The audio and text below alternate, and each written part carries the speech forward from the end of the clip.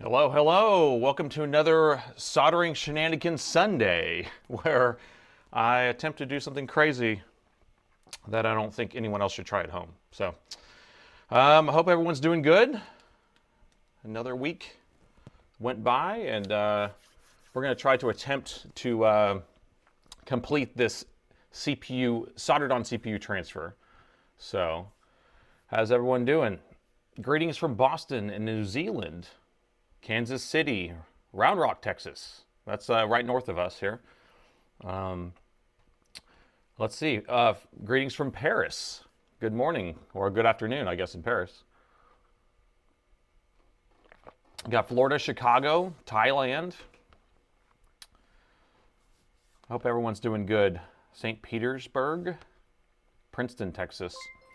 Hey, Daryl Flores gave me the $5 donation. Thank you. I don't have my sound alerts on. Let me turn that on. Thanks, Daryl. Speaking of Daryl Flores, this is what he just sent me.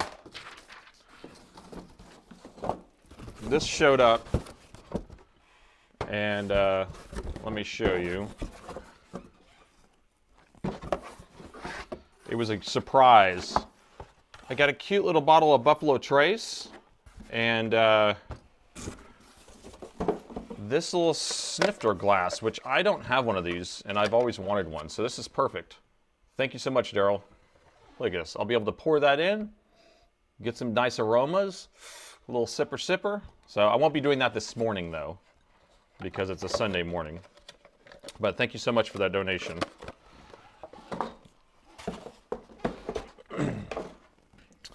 All right, Toronto, Ohio, Columbus, Ohio, Greece, Kansas, New York, Washington, D.C., Davisburg, Michigan, Southern California. We have France, South Africa, wow, Netherlands. So I don't know how many people have joined in on these other two Sundays that we did this, but basically the gist of this, these Sunday live streams that we've been doing the last couple weeks at least, was to see if it's possible to transplant a CPU that's soldered on with very rudimentary equipment, I guess. So I mean, the likelihood that this was going to succeed in the first place was really low, but it's all part of the adventure and fun. Looks like we have a hype train going on Twitch, so jump in on that if you can. So here's our CPU that we pulled off. Let's see if I can find it here.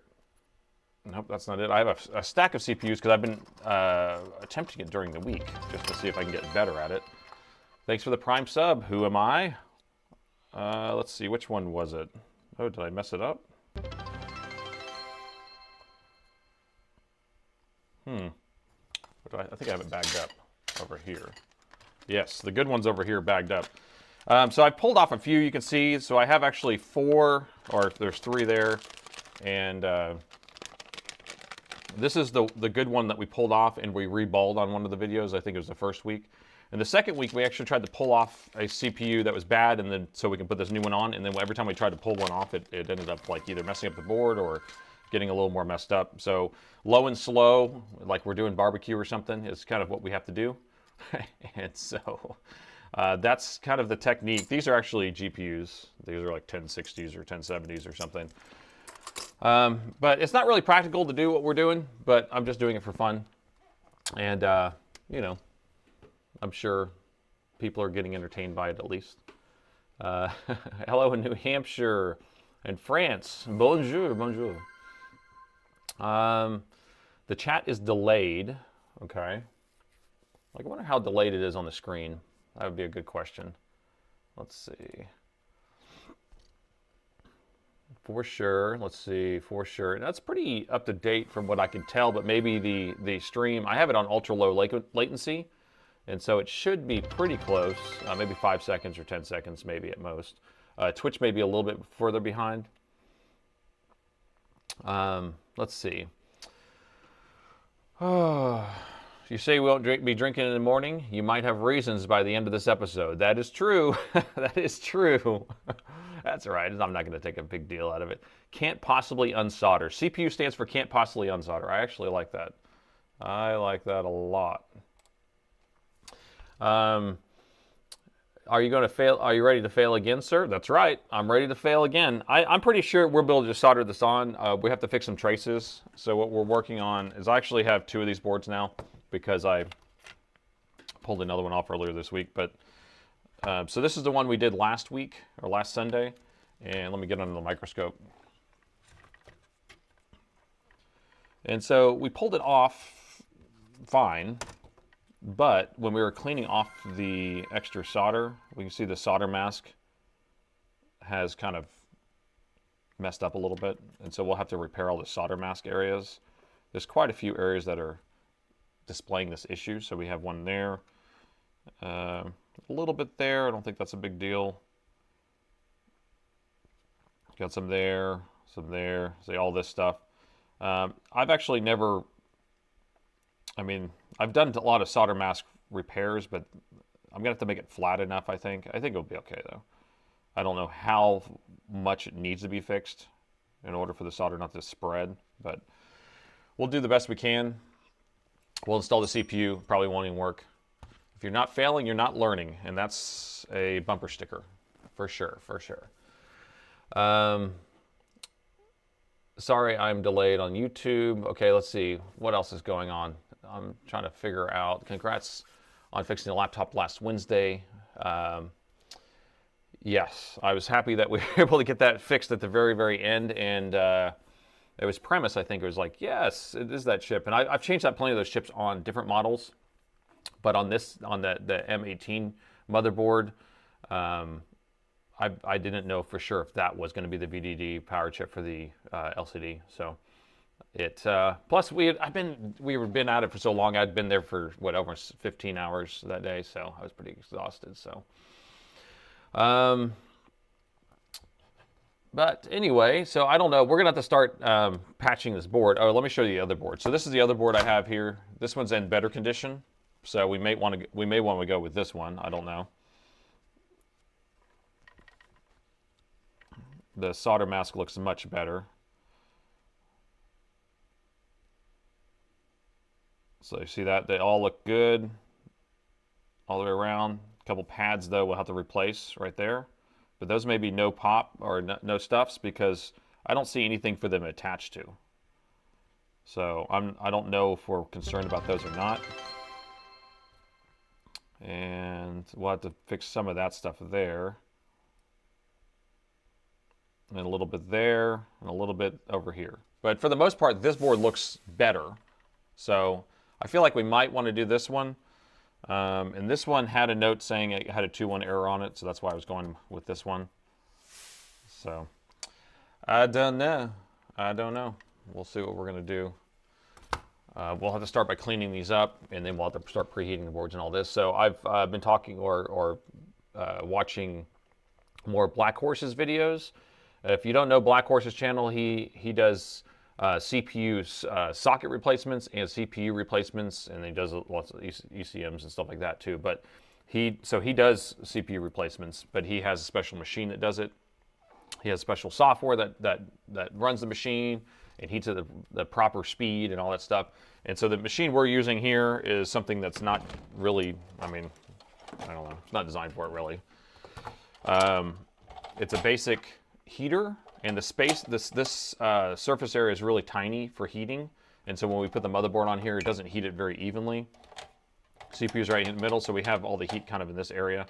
I think the other ones that he uses is probably I think it's a 220 by 230, so maybe it's this entire area is the heating plate, so you get a little bit more bang for your buck for heat. And also, this thing, even at full bore, when I crank this thing at full blast, I can barely get this board up to about 140, 150 degrees, maybe. You want to preheat the board up to about 180, I believe. You want to do it slowly, and then you bring the heat in from the top, usually with not a hot air station, which that's what I'm using, with just another IR heater that heats the board evenly from the top, and then allows you to remove the chip. So, but check out his channel, Black Horse Repairs. And we'll see if we're able to do this. So I'm going to start trying to figure out if we can start patching this. It's not the size it's how you use it. And the other thing I'm using here is just this thermometer, or it's a double thermocouple. I hook one on one side of the board and one on the other side of the board. That way we can keep track of the temperature.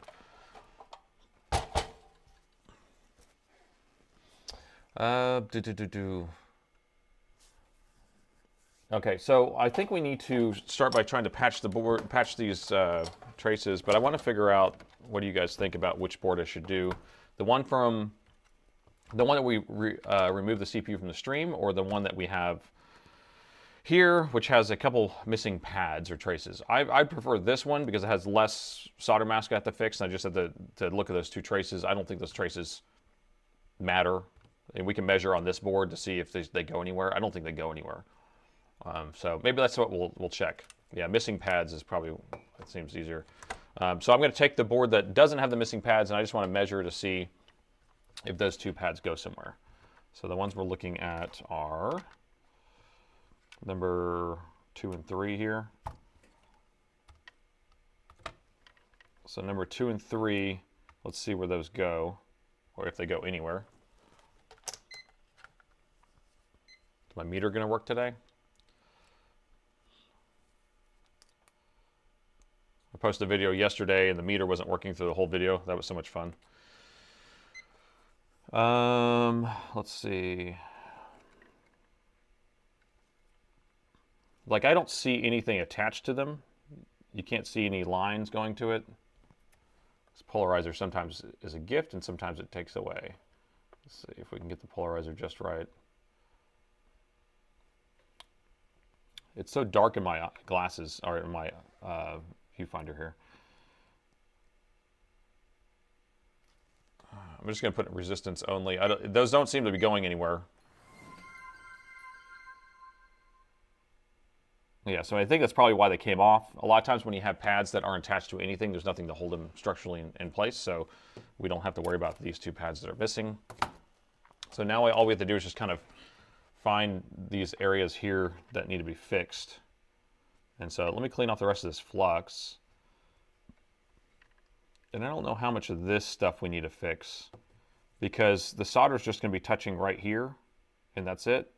So I don't know if it's going to, we should worry about it that much, but it's not that hard to kind of spread some on there and then chip away at it. But let's see if we can get all this flux off of here. The one that's in the best shape is this one, I think so at least.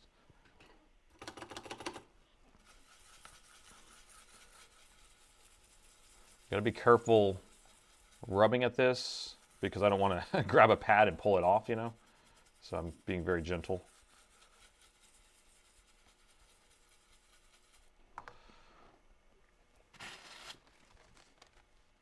So board 1 would be the one we pulled off last week that has all the trace repair, and board 2 would be the one, the solder mask repair, and board 2 is this board that's missing these, by the way.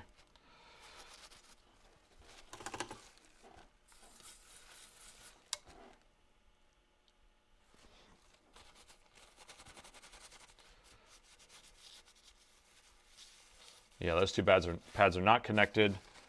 So the question is, I feel like I could just kind of mask over this whole area and then kind of scrape away at the pads, right? That seems like the best thing to do, right? Just mask over the whole thing, or do we try to be a little more surgical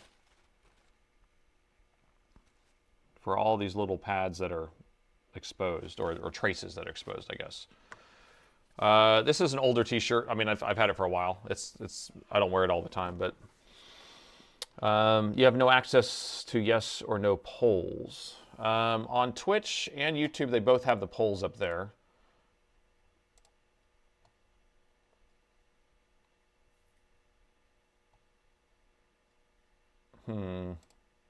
Yeah, so Twitch is going to be on the top. And I think so. I can pull the polls up here, maybe. No, the polls aren't showing up either. Let's try surgical first, and then we'll see if we can kind of get around. UV mask is what we're going to use. But it's just going to take a little bit. And make sure we're in focus good enough. Let me see if I can get overhead, and that'll make it a little more straight for the view. And then maybe it won't be out of focus in different angles.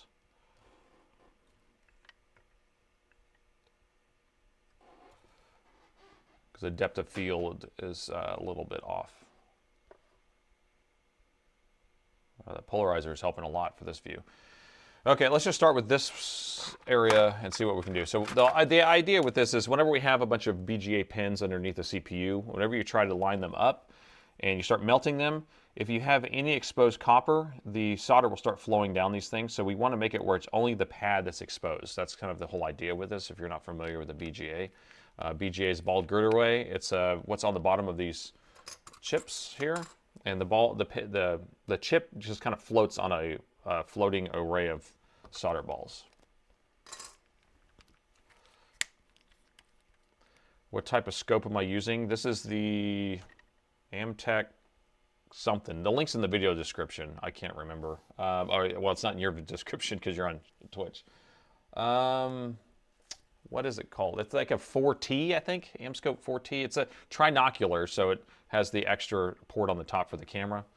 Someone might be able to put it in there. I think it's a 4T.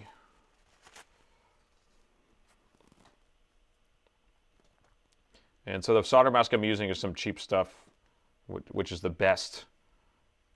It's something I bought years ago, and so I still have it, because you don't really go through much of it. MA Ant something.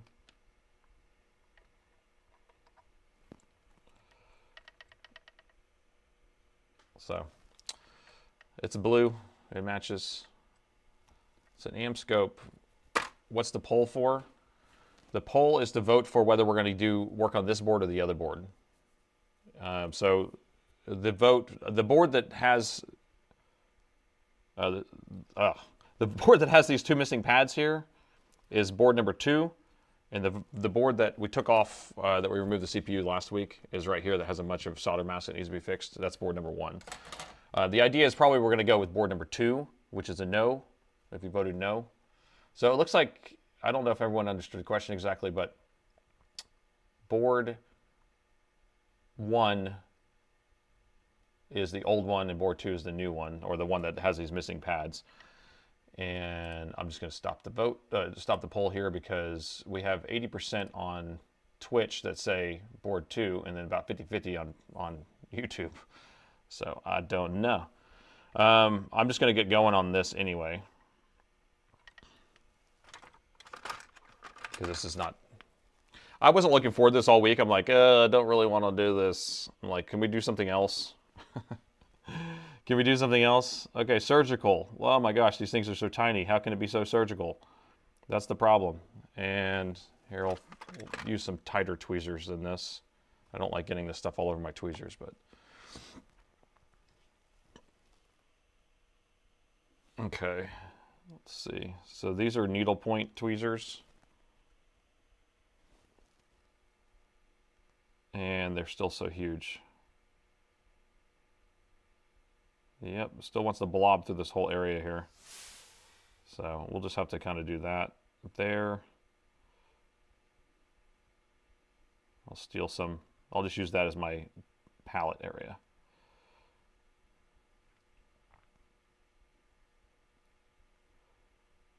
And then we'll pick up some of that.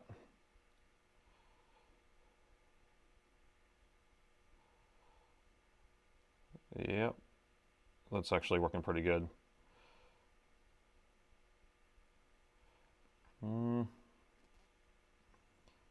tell if I'm missing any area here. The lighting isn't perfect for me. It looks better on the screen actually, because I think the polarizer is working. You're not doing good as a salesman. What am I trying to sell? I'm not going to do this as a job. Oh, you want me to sell the Amscope? Maybe I'll sell you the Amscope.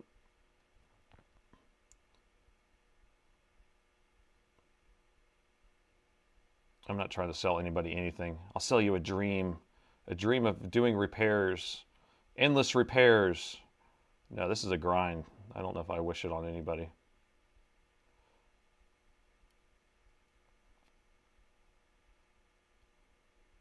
Yeah, this is much better. I should have taken this blob and put it over here. That's what I should have done. think that's what I'm going to do. I'm going to pick up some of that. Pick it up.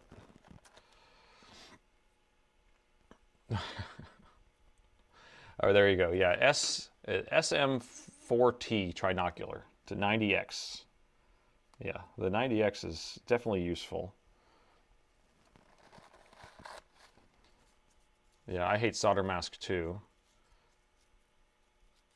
I'm not a quitter, I'm not a quitter. I'm gonna try to wipe this back off here. If I can get in here surgically without wiping off what I've already done.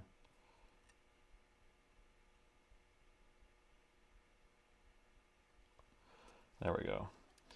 And then I will put a blob off to the side, and that's what we'll use instead. This will be my little paint palette right there. Just a happy little paint palette. All right, so we just need to try to cover up all these little areas here.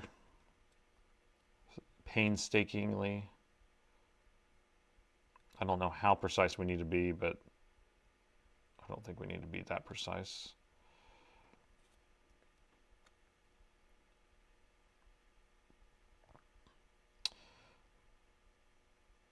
I guess you can shout out if you see more stuff. I can't see as well under this for some reason. It's just because I have the polarizer turned all the way, so it almost looks like sunglasses are on. So if I turn it the way that I can see really well, that's what it looks like through the camera. It's a little too reflective, so I have to turn the polarizer on until it blocks out a lot of the light and it makes it really dark. But then you can see pretty well.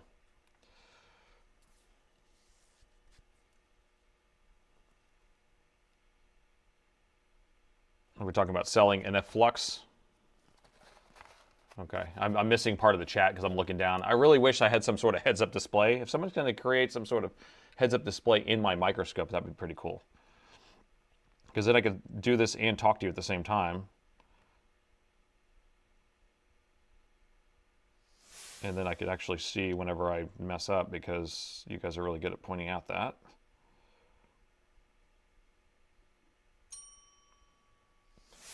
No NF flux lotion. Yeah, we're not going to use that. I threw that across the room, so I don't know where it is. It's behind my shelf over there. It's behind all the donor boards, where it should be. Yeah, the only flux I have right now is going to be the Black Horse flux and the Amtech. So I've been using the Black Horse all week. I think it's the Whiskey Fox, wait, Whiskey Mike Whiskey, I don't know. I can't remember which one it is. But the pine, the one that smells like pine, it works pretty good. It boils. It's kind of the only thing that's weird to me.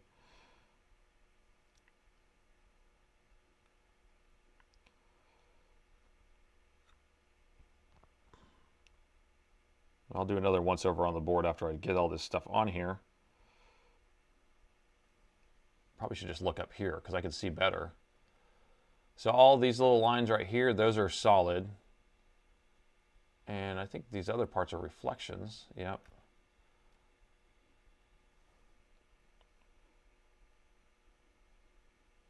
But this is what we're looking for, is that.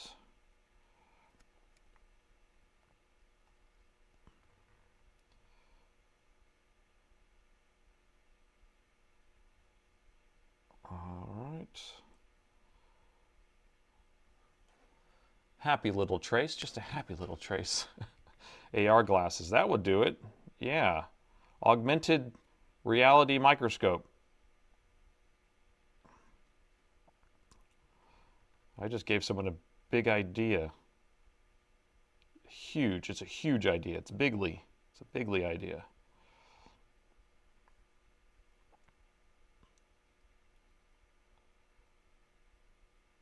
Ah. I don't know if you realize how tiny these things are here, what I'm working with, but here's my finger. I don't know. Oh, I like the doing the quarter thing. Yeah, here's a quarter. So I'm trying to put flux in between one of these dots that are smaller than the circle here. I mean the O on dollar on the quarter. So if that helps you realize how tiny this is.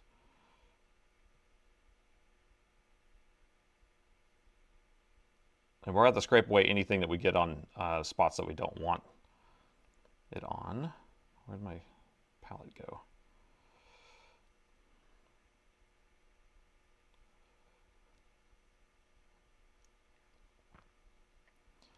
I feel like that's pretty good.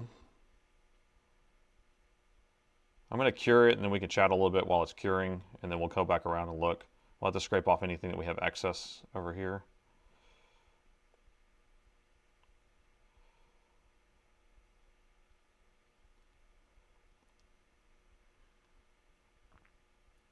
Because I can't see what you're saying still. I'm looking down. I just want to kind of do one more sweep. Okay. All right, I'm going to let that sit for a second. I'm going to put some good UV light on this just to cure it. Okay, let's see. What did I miss? What did I miss? You ordered some of the flux from Black Horse. Well, awesome. Good job. I'm interested to know how it turns out. It does smell really good, like he was saying. The flux capacitor. You'll see, you bought some small plastic can of Amtech 559, but you don't know how to transplant it into syringes. Did you got them where they're in these types and you have to put the little plunger in here? Or you're talking about cans? I'm not familiar if they had cans. But if you, maybe you can turkey baste it into another thing. Just heat it up a little bit. NF flux equals Nivea flux for men. Yes, it's like a lotion. You just rub it on. Has anyone else smelled the NF flux and kind of understand why I said it smells like lotion? I wonder how many people actually bought it in this. There's 461 people. How many of you bought that? You bought it? Premise bought it. My hands are crazy steady. So here's how I do my hands. Set them on the desk. And so everything's propped off the desk. Now, if I held it up, my hand would, well, my hands don't shake that much, but these are how steady my hands are. But I still prop them on the desk to make them even more steady. New Sunday and another CPU transplant. By golly.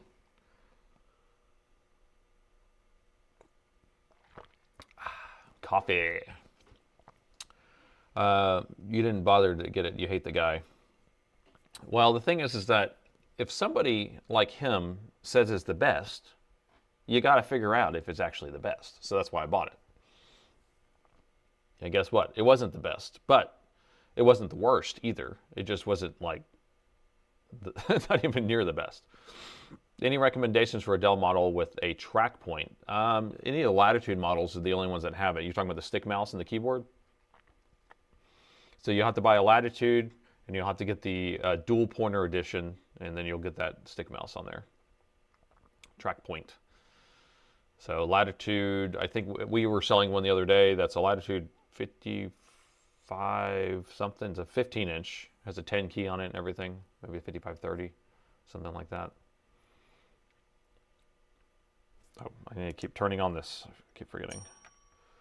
Thank you, UV light. Premise, it'd be cool if you could turn the UV light back on. This thing only lasts 30 seconds, so we're just have to do this a few times, and then we'll go back in there again. A sip of coffee. My coffee is not hot anymore. Yeah, I do hot coffee in the morning, and at night then I'll do the iced coffee or afternoon. But my coffee's, I might as well put ice cubes in it at this point.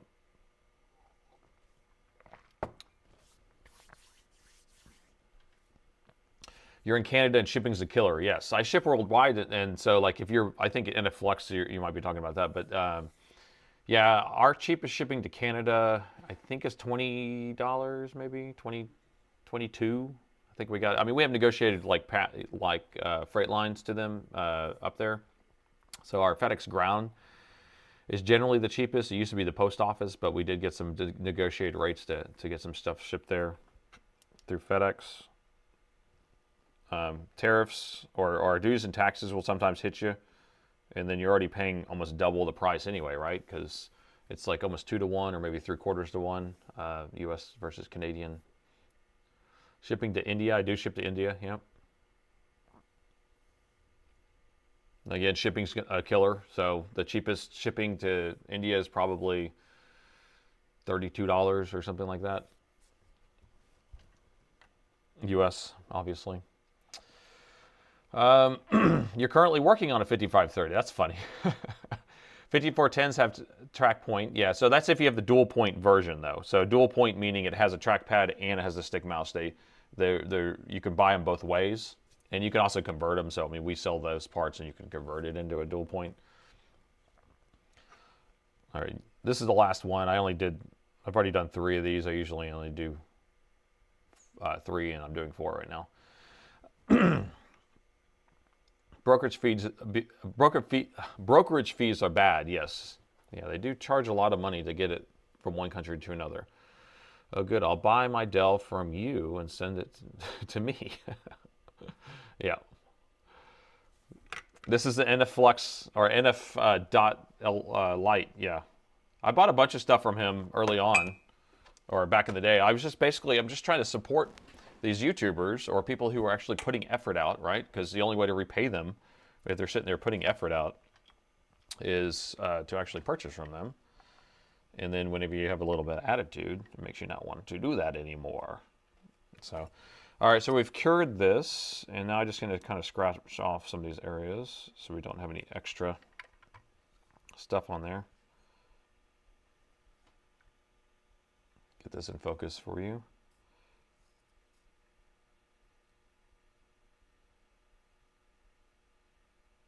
Scratch that off. It gets so dark when I zoom in that much.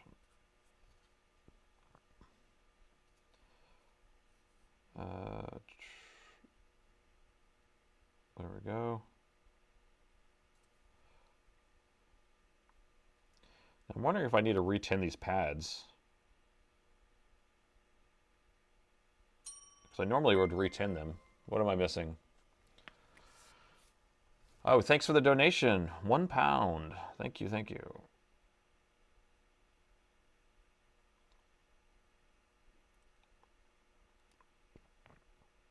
Yeah, so what I'm thinking about, and this is, y'all, you can probably tell me, is parts people ever going to sell refurbished Alienware laptops? That's a good question. In general, I can't get those. That's the thing. It's like, because I'm buying out like these business machines is usually what I get. And I am in discussions with another company that is that gets machines back from big IT firms, and those will be the ones that I would probably be able to do. But mainly what I'm getting are these latitudes and precisions, because that's what are coming from businesses. And as for like buying, see, because otherwise I would have to buy onesies and twosies and then refurbish them, and that's not economical. You need to buy, like I usually buy like 30 or 40 or 50 laptops at a time, and then I'll go through them, and most of the time they're already in pretty good condition anyway, but I'll replace plastics or do things like that. Selling laptops is not a big part of my business, I can tell you. We don't sell that many. Maybe, I don't know, 50 a month or something, 100 a month. I don't think it's even 100, maybe 50 a month.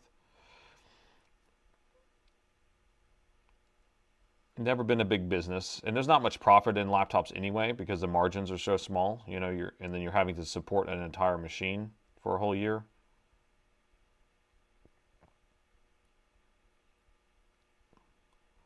So I just need to get some of this stuff off of here. This is a little high. Let me get some of this out of here.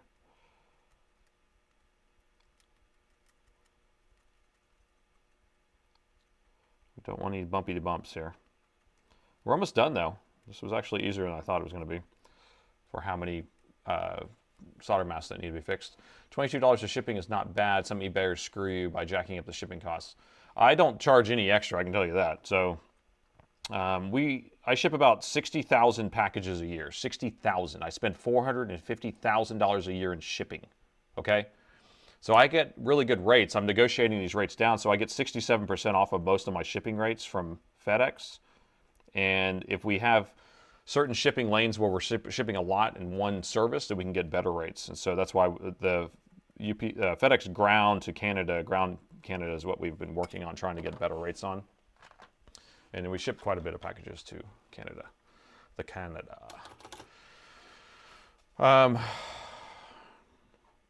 Hi, do you have a fume extractor? I'm thinking about buying one. Yes, I do. It's this right here. You see this comes out right here. This is what is this? I think it's a Honeywell. Who makes this? Yeah, let me take a picture of the label down here. I can't remember what model it is.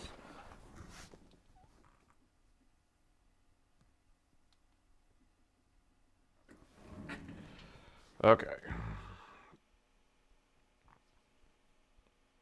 It's a Weller. I don't know what model it is though, off of this, but it's a Weller. Cost about $700 or $800, I think. I think I got it on Mauser. Can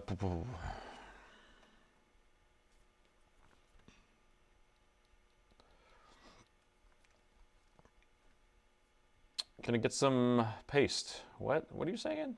Check the thermal paste. Hey Nate, in chat. What is he saying? Happy Sunday. I almost missed the fun. Well, welcome, Wes. Any voltage injection tips? I'm sure people can do it. Basically, you have to have a very, very low resistance, or high resistance. Wait, low resistance. You have to have a really low resistance in order to inject voltage. So, if you're trying to inject voltage on something that has 10 ohms and 20 ohms, it's going to be really hard to get any type of thing to heat up because you're not going to be able to get enough current because it's all a ratio.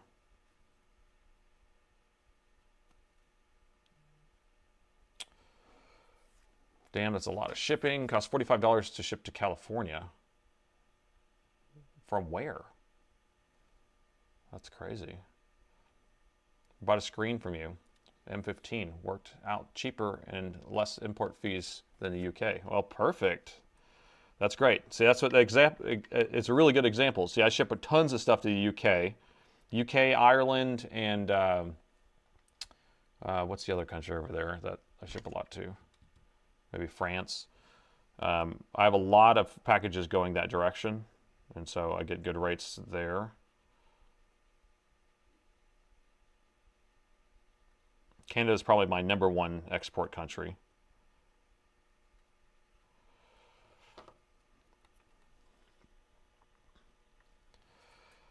Okay, let's do a quick look over, but I think we're good. Anyone can point it out. I'm going to start, we'll do clockwise around here. Let me zoom out just a little bit. And you can try to point out something, but most of the stuff looks good to me. Ohm's law will always get it. Yeah, if you can understand Ohm's law, then you'll understand like how much voltage you're supposed to inject or how much voltage will actually produce a certain amount of current, because there's only certain values you can modify. Very educational stream. Well, thank you so much for the $2 donation, Eric. I don't know how much education I'm giving you yet because there's nothing, I haven't really done anything, and the things that I'm about to do is things I don't think anyone should ever try, really. I don't know if I should fix that one. I think it's okay. There's a little one there.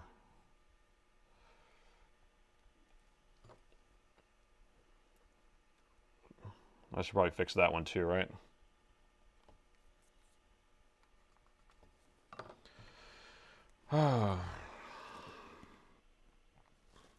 Yay, it's fun. Let me wipe this off. Let's see, just get a little bit more right there.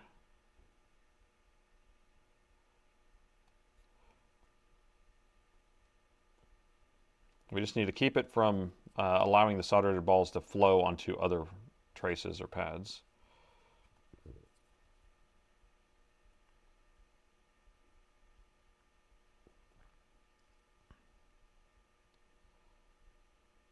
Anything looking at or popping out at you?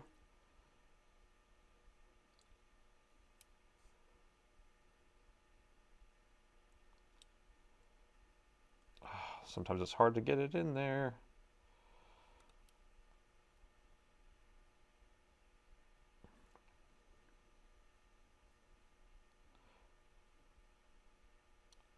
All right. I think it looks pretty good. So let me just cure those two little areas that we added. I think we're good.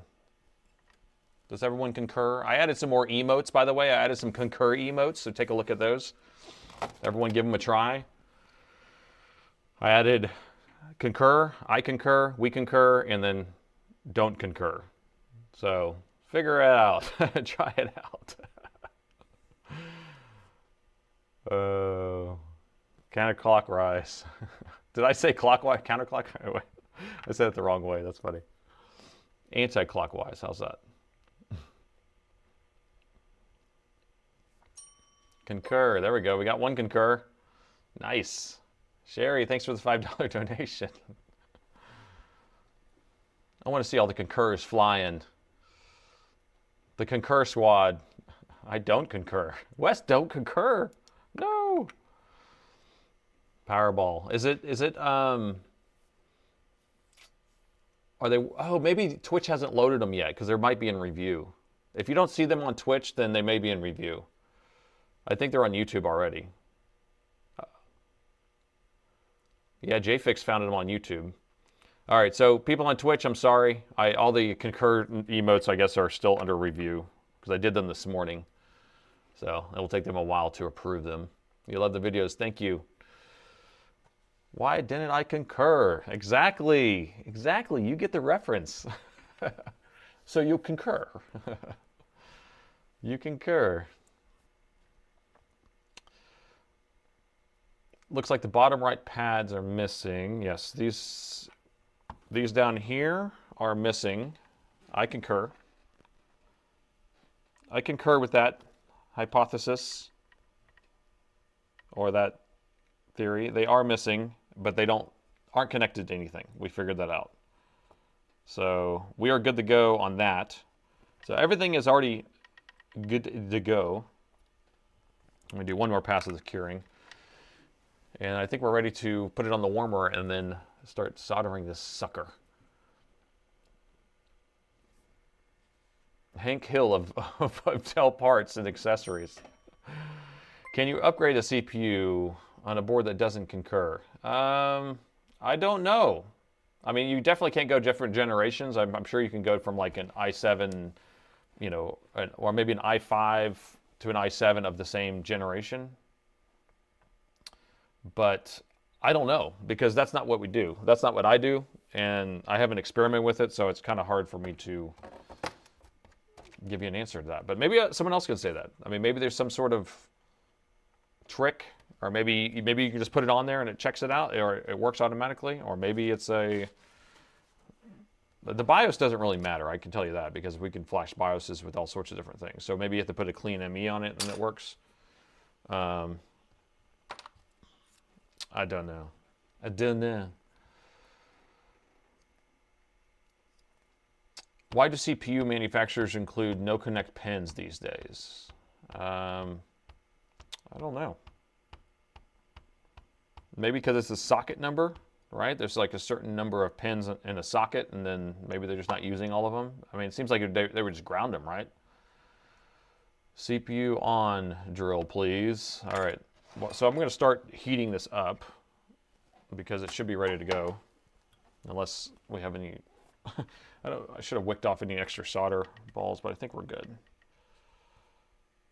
I see a little bit of solder on some of these, but I don't think it's very much. It's not enough to bother me. And so all that looks good. I'll give you a good overhead look at it.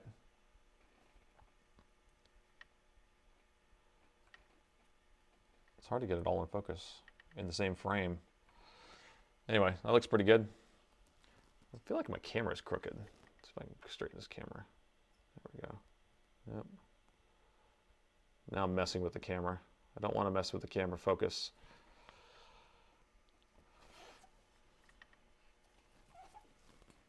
All right, let me get the preheater up here in my face, just the place I like it. Now, having this on the desk right in front of me is misery, I can tell you that. It's hot. It's hot. It's hot. It's the operator that's crooked. Yeah. The camera's a little crooked on there, so I have to turn the motherboard to make it straight on the screen. So, all right, so we have our thermocouple thing here. We need to make sure we get a thermocouple stuck on the back that is straight on the back. And I've been going through these screw holes. I feel like it helps hold the wire or the thing in the right position.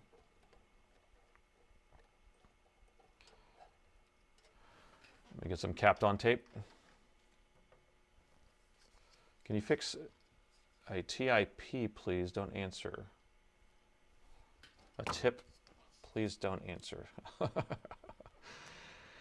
CPU drill, please.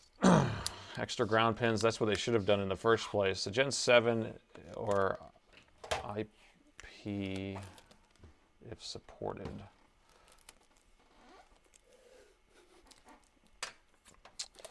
You guys are all over the place with your chat here. Or I'm just really bad at reading it. All right, so I'm just going to tape this to the back. I'm going to hold the thermocouple as close to the board as possible. And every time I pull this Kapton tape off, it rolls into a circle, and it pisses me off. It makes me so mad. You can tell how mad I am, too. All the anger in my voice. The trick is you got to make sure this thermocouple is really sticking to the board and making pressure, or else you're not going to get the right temperature. Is my AC on? Yeah, it is on. It's just whether it's set to a low enough temperature for it to actually be effective or actually be on actively. But I might walk over there and knock it down a notch. Do I have that in a good spot? I can't tell. Can't tell. Yeah, I think it is. I think it is. All right, so that's attached there, and then we're going to attach the top one so we can monitor the temperature on the top of the board. Is this the R4? It is. Yes, it is the R4. So the R4 is the same as the 15R5? Is that right? Wait, how do I get it backwards? M15R. It's a 17R4 is the same as the 15R3. That's right. I don't know why they didn't sync those numbers up, but they didn't. So it's very frustrating. And Bob's your uncle.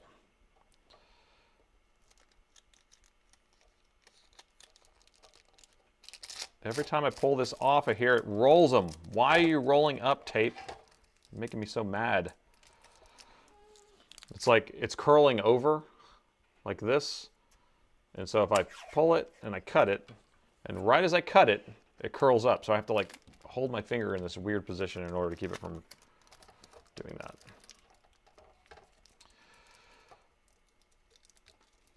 Hi, new here. Are soldered CPUs the norm nowadays, or suppose? Yes, they are. So pretty much every single laptop CPU is going to be soldered on there. And so they're not replaceable, i.e. not replaceable, or not intentionally replaceable. So you just replace the whole motherboard. Now you're even seeing, most GPUs are soldered on, and then now you're even seeing RAM soldered on. So good times, great oldies. Thanks for the chat. First time chatter over there on the Twitch. Okay, let's start heating this thing up. I have my two thermocouples on here. We're gonna set this thing to, we're gonna do low and slow. We're cooking some ribs today. Oh, I need to put the CPU on here, don't I? I need to put some flux on there too. I don't know what flux to use for this though. Should we use the Black Horse flux, or should we use 559, or should we use the 213? And we also need to set this darn thing on here, man. So here's our brand new CPU. This thing does look really good. This is the one I'm holding in the thumbnail when I'm like this. I actually took a thumbnail out of the video. Which socket? Wait, how much does the CPU socket cost? I don't know how much the socket cost. I mean, this CPU, I think someone looked it up. These are like 20 bucks. We just pulled it off a motherboard. So all of what I'm doing right now, just to recap, I'm using the wrong equipment. I've never done it before, and this board is not worth spending all this time on, and I could have just bought the CPU off of the internet for less. So none of this. This is just an experiment. This is for fun. All right, 213 559. So we should not do the Black Horse, I guess. I don't. That's what he uses. Black Horse uses this and does it every day, right? So he's soldering CPUs and socket replacements using his flux every single day. That's why it seems like it might be the way to go. But I'm inclined to use 559 is what I'm thinking. No flux. Flux is expensive. 213, we've got 213, we've got 213, 559, Black Horse. Oh, man. Now I don't even know. Here, I'll have to make a triple poll if we do that. Let me just do a poll. And then that way I can actually ask the question versus it being yes or no.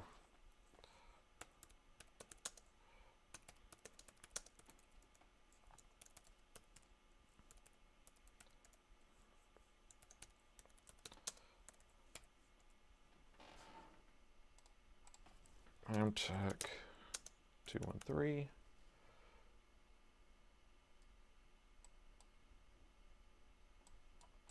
Okay, we got that one started. Let me do the Twitch poll.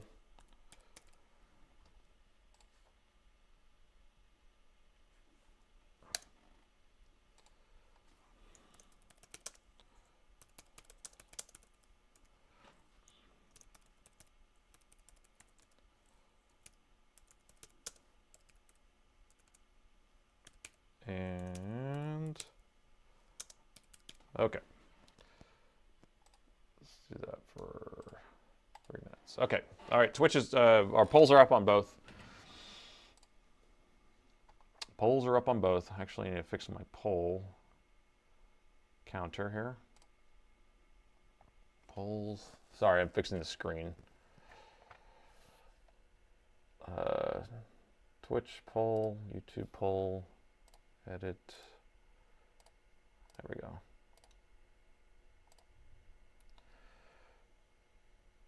All right, so we can kind of see them on the screen a little bit. It's always cut off because I'm trying to get it to fit on here, but it's not an easy way of doing it. There we go. Okay, polls are up and ready. So anyway, just vote on that. So then we're just going to put some flux down here. And then, so again, Black Horse, he does this stuff every single day. That's why I have his flux that he wanted me to try, and that's what he uses. Fake 559. This stuff I bought, this 559 I bought from Northridge Fix. It could be fake anyway, for all I know. I mean, he's putting it in these other syringes. So I may not know the difference anyway. A little rosin. Yes, if I was soaring, we'd be putting a little bit of rosin there, some liquid rosin. We have a bunch of people on Twitch, and we need to get the voters to come in. We got pretty good interaction though. We're at 20 votes on Twitch right now. 92 people. And if you're new on Twitch, they only count you if you're listening and if you're interacting, so as my view count. So just vote and actually put comments in there if you can. 559 is the OG. Rossman approved, right? Yes, exactly. That's exactly what I agree with, and that's why I'm leaning to that anyway. But 559 is winning. 559 is winning. Okay, I think we're going to have to go with 559 then. Lions Tactics released a video trying to fix his laptop with liquid metal leaking and immediately thought of this channel. Yeah, he did one a while back. I don't know if he tried to do it again. So I'm going to probably experiment with one soon where I basically just do that same thing where I kind of squirt liquid metal across the board, and then we'll try to figure it out. Man, okay, I'll start heating this up. It doesn't have to be all the way cold before I add this on here anyway. and it will take a little bit of time to heat it up. 5591, yes, I think it did pretty definitively, or at least on Twitch it won. I mean, it's still winning the rest. There we go. It won. All right, so we're doing 559. It's a democracy. So we'll just squirt some of this stuff on here and spread it around.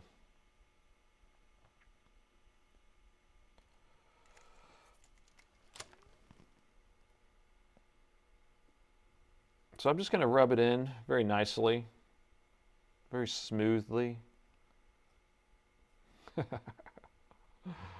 Oh my gosh. Okay. And our brand new CPU is right here. Look at this brand new CPU.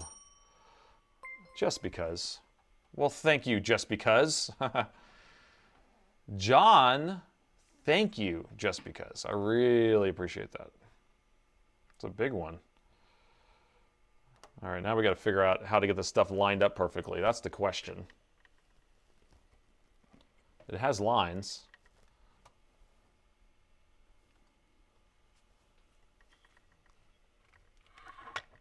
Oh, man. Again, I'm going to have problems getting my microscope to the right height. So, let's see if this is going to work.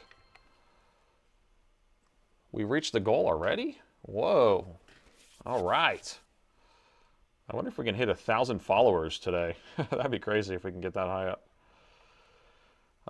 That might be a good view. Let's see. That could work. So I'm very happy that they actually give us lines to line this up. Very happy with that. Now if I would only not bump the board. I don't think we need a polarizer on as much. Yeah, polarizer off.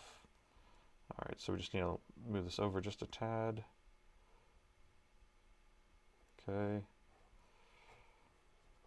I keep bumping the board.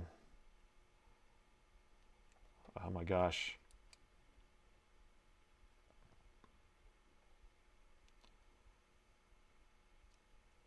Because there's little bumps on there, it's hard to get it lined up exactly.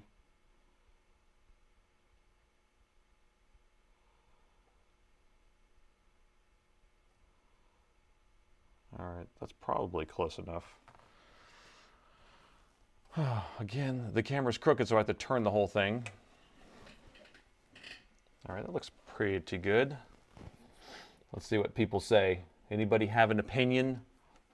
It rubs the flux on the balls. Oh, he has another liquid metal video that came out yesterday. Okay, well, I'll check it out. Maybe I'll have him. Did he destroy the board? Was he not able to fix it afterwards? Yeah, the removal of this CPU was a couple weeks ago, and then now we're trying to put it back on. Oh, can't see the temp. Thank you. And I need to switch these thermocouples because I forgot. There we go. All right, see if we get that to stay right there. Move this back just a tad.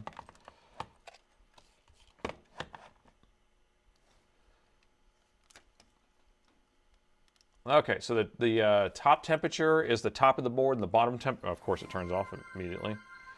So the top temperature here is the top of the board, and the bottom temperature is the bottom of the board. And these reflections, I don't like the reflections. Just tilt it instead. There we go. All right, we're good. Okay, so what we're trying to do is get the bottom of the board, or we're trying to get the board as hot as we can. Now, this machine doesn't go that hot because it's not that big of a surface area. And are we good with the CPU location? I think we are. I mean, the line looks pretty good. I kind of want to look on the top of the board too because I don't know how the lines are. I wonder if I can get high enough. I'm going to stand up for this. The lines are kind of covered up over here. Let's see. So I feel like we need to cover the line then.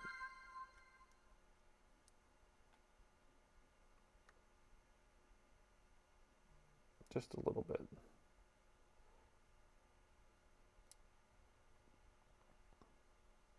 Something like that. Yeah, that looks better. Now the solder ball should let it sit in place the way that's supposed to anyway, so I'm not super concerned with it being a little bit off. It should automatically jump itself right into the right area. Kapton tape in the middle of the CPU, sure, we can do that.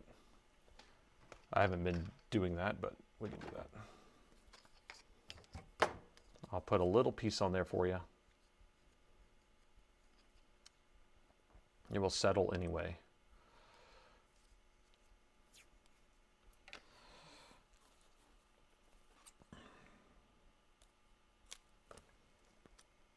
Now I'll be touching the CPU all over again and having to move it, but we'll do that. Okay.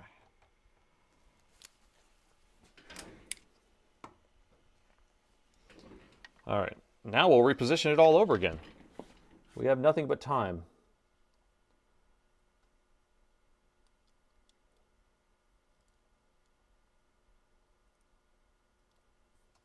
Nothing but time.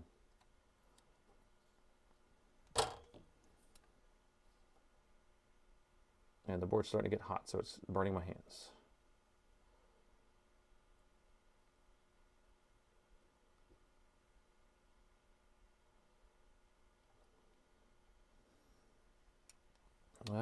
It will straighten out. It will straighten out, won't it?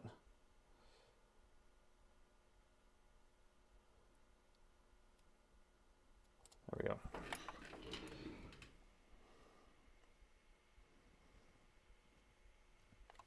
I can tell it's just a little bit off of this side.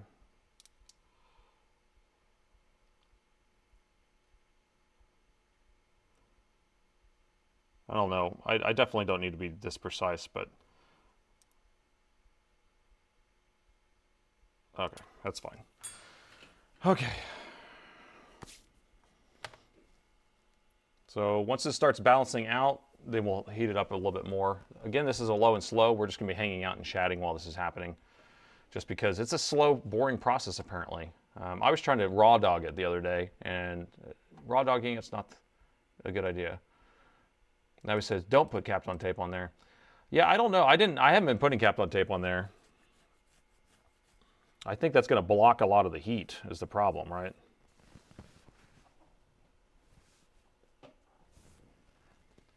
Is the decision not to put Kapton tape on there? Yes, remove the tape. Yeah, I agree with, when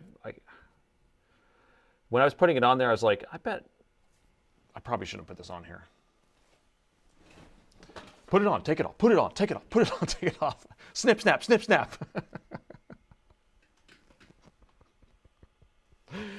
That's from The Office, by the way. Did y'all see that, the dinner party episode? Right? Snip, snap, snip, snap. It's whenever Michael was getting a vasectomy and then reverse this vasectomy and then put it back and then back and forth.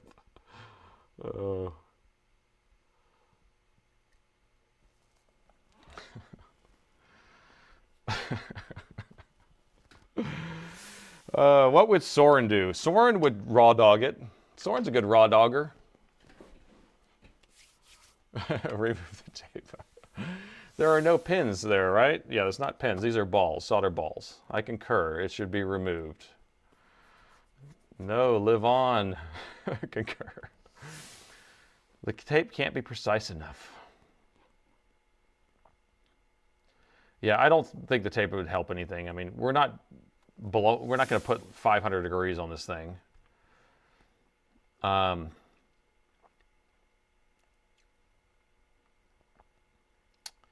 All right, did we balance out a temperature yet? I'm going to crank it up just a little bit more. So last time I did this, it took me 30 minutes to get this thing heated properly before I started actually pulling stuff off or soldering it. So we'll see if this thing sets back down on there. Do I have pen 1 lined up right? Oh, it'd be funny if I put it all backwards. So for people who don't know, pen 1's right here in the corner. There's actually an arrow and an arrow. So we're just kind of pointing those together.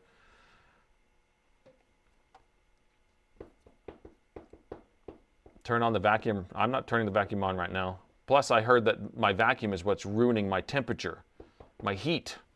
So I think I'm going to have to suck it up, breathe in all this stuff on the lungs. Should we just be on the overhead? I don't know if I need this right now. This big microscope in my face, I have to kind of look around it. I concur. Premise, what are you concurring about? I forgot what I asked you. I forgot what I asked the chat. Soren approves. Because the chip is heated from underneath, the tape serves no purpose. Well, we're going to be heating from the top too, because this heater isn't hot enough. So you can change color on YouTube chat window.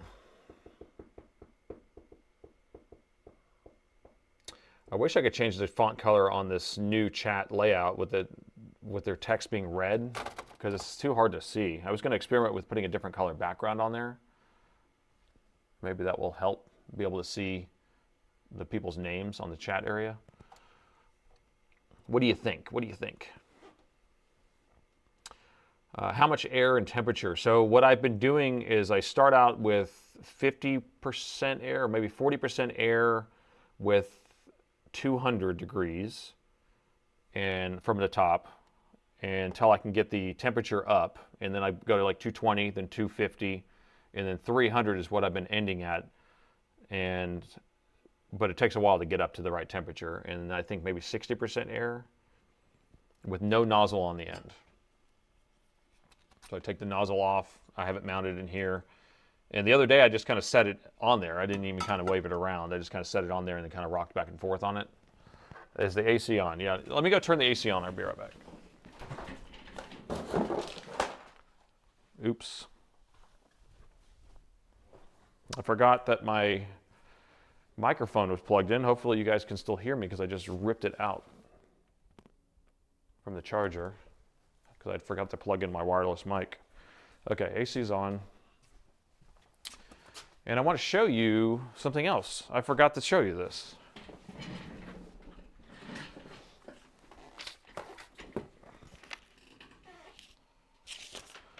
I got a laptop repair in from a William N. And look what he sent in the box. Oh, they can't hear me? Can you not hear me? Great.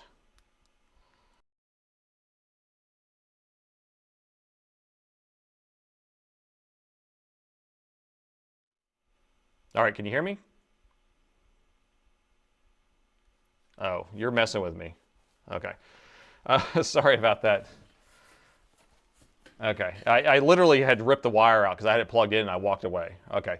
Anyway, so this laptop was sent in by William N for a repair. Look at this thing. And it is looks like a 5520 or something like that. It was spray painted, a Latitude 5520. It smells like fresh spray paint. You can see the logo and stuff on here. You can kind of see the angle. You can see where it's been. It almost looks like they took it to like New York and had someone spray paint it. It's pretty cool. And they also included in the box this.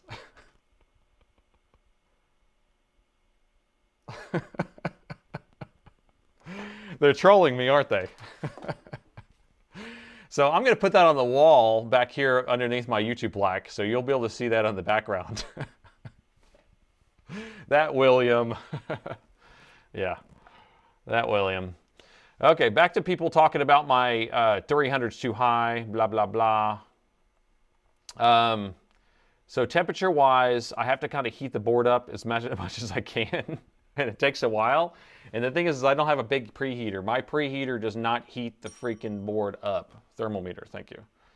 My heater does not heat the board up enough, so I have to kind of set the temps higher and higher. And so right now I have this temperature set to 300 degrees underneath here. Okay? And that's getting us up to this. So we're going to let it just sit here more, and we'll see how high we can get it with just sitting it at 300. But I've been having to put it at 400 in order to get the temperature up high enough on this board. Now I'm assuming the longer we let it sit, the better. And then from the top, again, I start at 200 just to try to bring the temperature up, but we're blowing right on this area. And then I'll start raising the heat up higher and higher until I can get the temperature on the board right around 220 or 210 or whatever we need it to be. 220 is what it's been for the CPU to melt, but we don't need to go that high because we are using 183 flux, right? 183C, not flux, solder paste. So therefore, we don't need to get the 200 anymore. I just realized that in the back of my head. So we can actually use lower heat. That's pretty nice. That's pretty nice. Pretty nice. Hello from Slaviaka. I cannot pronounce that. I'm sorry. Bake it golden brown. Put it in the oven. What's the blue wire connected to the board? So that's there's one on the top and the one on the bottom, and that's hooked to this little temperature gauge that you're seeing up here at the top of the screen right there. So there's the thermocouples. So the thermal paste works around 200. Well, this is 183C thermal paste. So 183 degrees C. So it should melt around there. Try using thermal paste. It's more accurate temperature sensing. Wait, thermal paste? TCs? The board's pretty hotter than your readings. The board's probably hotter than my readings? Huh. Try using thermal paste on the thermocouples. I like that idea. Does everyone concur with that idea? Because that sounds pretty interesting. I would like to see that premise. So here's a thermocouple on the top here. And it's actually in a pile of flux, it looks like. So to me, it seems like it might be transferring pretty good. I don't really necessarily want to put a bunch of thermal paste right there. That's the only problem. Is like, yeah, I can put some thermal paste there, but I don't want it leaking everywhere.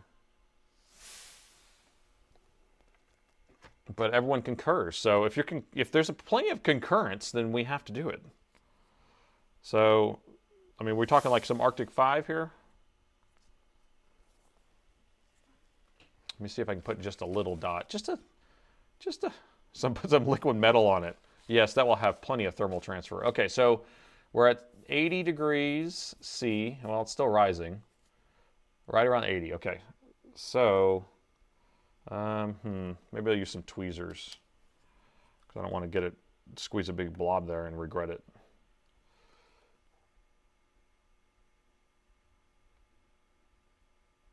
All right. Okay, thermal paste installed. Whoa! Look at that. That's nuts.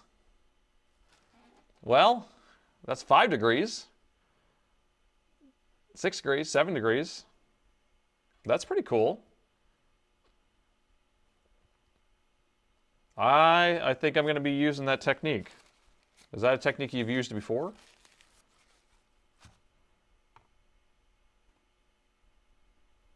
Yeah, this stuff is nasty to clean, so we need to be careful not to get it under the CPU either. But at least it's not... I need to move the CPU over just a little bit. Well, I'm just going to be careful not to try to push it under there.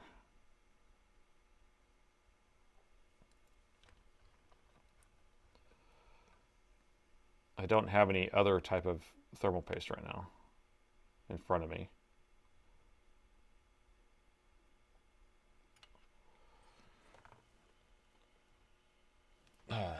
Let's see, what does someone want to say? Can you see the heat through the thermal camera? We can do that just for fun. Just for fun. Let me hook up the thermal camera, though. Bear with me, one moment, un momento. And I will be returning this thermal camera and switching back to my old one. I still haven't done it, though. So I still have the newer thermal camera that I don't want to use anymore. Although it looks cool. Looks kind of psychedelic right now. It's like psychedelic, brah. So what temperature is right here? 83. is what it's saying right there on the thermocouple, and 88 is what the thermocouple is reading. So what about over here? Is it hotter over here? 92 over here.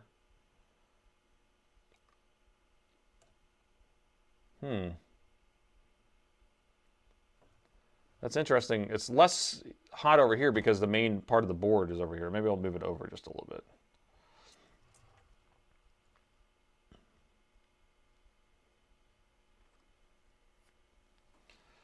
The thermal paste only works with pressure.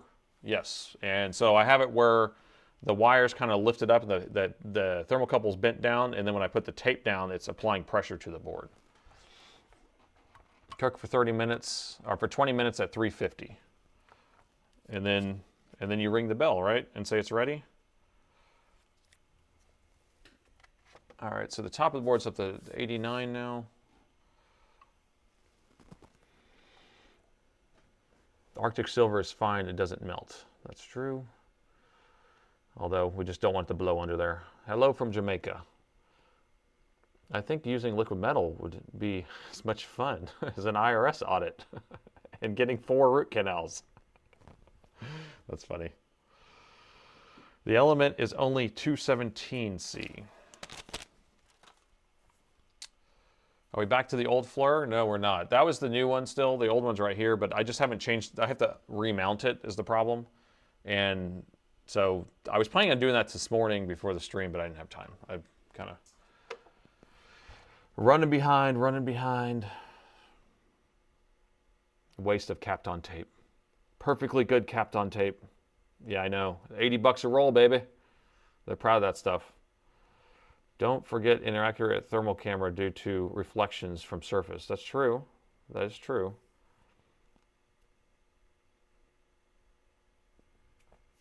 Reflow the GPU in the oven works perfectly. Temporarily, I'm assuming. Not permanently. I've invented a new technique. You have a mid-2012 MacBook with a flaky GPU. I suspect busted balls. This video may be helpful. Number 6, I would say this video would not be helpful because this is a horrible idea. What I'm doing is a horrible idea. But you could have broken solder balls under there and you'll have to reflow it. But it doesn't mean it's going to fix it. Usually, I mean, that board's probably pretty cheap to replace if you wanted to. What I'm doing is not something to be taught or learned. Do I fix HP? I do not. I only fix Dell and Alienware. This is just for science, of course. Just for science. Mad science. But then we got whiskey this morning. Yeah, we're going to have to pour a glass of this Buffalo Trace that I have right here. Or put some in my coffee. That actually might be a good idea. A cold coffee. Dell is greater than HP, although they're both made by the same manufacturers, more or less. ODMs. Hello from the Netherlands. Cover with some tinfoil? I don't know. I mean, what are we covering? Like, the thing is like, we want to protect some components that may get damaged from the heat, but we don't have big capacitors here that I'm worried about. They're over here. The electrolytics are over here. Those tantalums are just fine. So, and there's not a bunch of plastic around here. The plastic's over here. So, plus it doesn't matter. This is just for science. Cat and hounds, which happens to never be needed on when you're busy making other plans. Can solder paste be overheated? I don't think so, because it's just solder paste is just solder in balls and then has flux mixed in. Whiskey plus NF flux or NF might work better. Can cooling system change something like in Russia? Thermometer, thank you. Did we figure out how to change the timer on this thing? 2 seconds, let's see. I don't think anybody else has the same meter, but I can't figure out how to make it where it doesn't turn off. But I'm going to go up a little bit higher now because I think it's balanced out at 90 degrees on the top. And so now I've cranked it to 400 to the highest there is. But do we suspect the board's already hot? That's what you're saying? You think the board's already as hot as it can be? I don't know. I don't know. So it's saying it's at 92. That's pretty accurate with the thermocouple. The CPU is at 80 on the core and 91 here.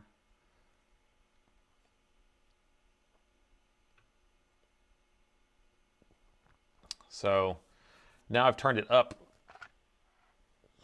I turned up the power. I upped the power. So it can be underheated but not overheated, correct? Because the solder paste is basically just tiny little balls. Can I send me a bottle? You work for a spirits producer? Yes, of course. I am not going to turn away a bottle. I'm not going to turn away a bottle. I appreciate all the donations. You guys are super generous. I really like this community. Everyone's having fun. I feel like everyone's kind of working together. And you guys don't give me too big of a hard time for being an idiot. Yes, you don't consent in drinking and driving. That's true. But I will be here for a little while. Say 220 would be the insured total melting point. I don't know. For 183C stuff, I think 195 will probably do it. But we will see. We'll see it drop into place and we'll be able to tap it. Things like that. Time to get the hot air started? Possibly. What I'm trying to do is low and slow, and so I don't know if we have a timer on how long I've been doing this. So we're just kind of doing the old just chatting while we're heating this up because it is a slow process, but we are getting kind of close. 150 on the bottom of the board, but 100 on the top of the board. We could do the hot air on the top and it will start going. The problem I've been doing is I've been raw dogging it and just going too fast. Why didn't you pre-saturate the solder points?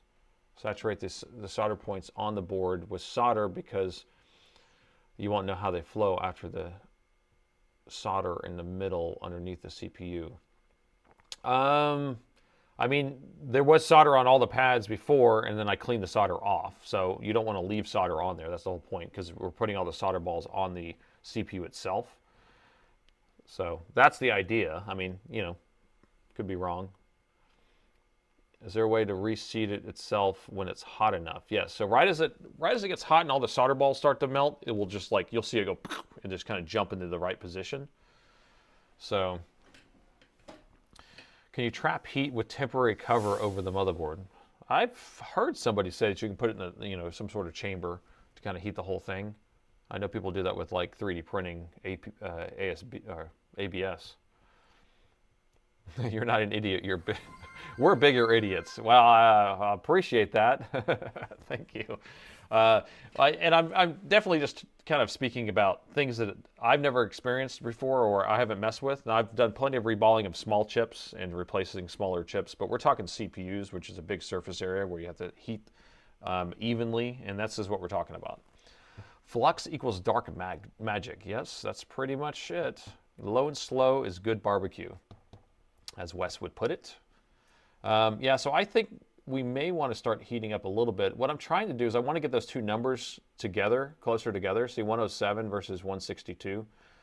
And so usually I can get them a little closer. I might need to put some heat on top though.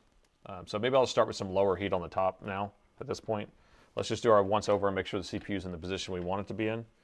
And then it should jump totally in the right spot.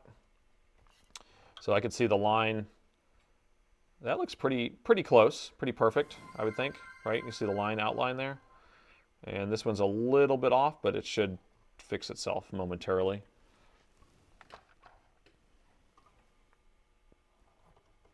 Yeah, Twitch is up to 114. I'm pretty impressed. You Twitchy guys, I appreciate you coming by. I want to see if I can get to 1,000 followers, though. I think that would be pretty cool to hit 1,000 followers on Twitch. So anybody who hasn't hit the follow button over there, you don't necessarily have to watch over there, but you can hit the follow.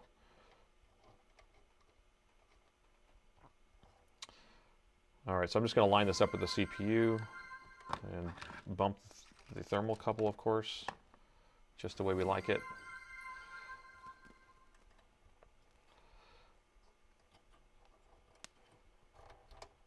Okay, thanks for the follows. That's kind of close.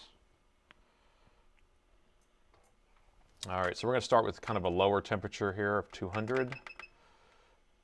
Now, the reason why I'm doing 200 from the hot air is because it doesn't mean that the surface is going to get the 200. You always lose some heat, and so 200 should be a good amount. I'm only going to do 40% air, though. We're not going to do high air pressure. And I wonder if we can get in a good angle where we can see it. Maybe I'll go a little bit lower temperature than that, maybe 180, just to see what it does. So we're going to be at 180. And we'll switch to microscope maybe. I'm going to put this at an angle so I don't run into myself. Here, I'm going to turn this. Ah, there's the trick. There we go. Okay, I think we're ready. So turn this on.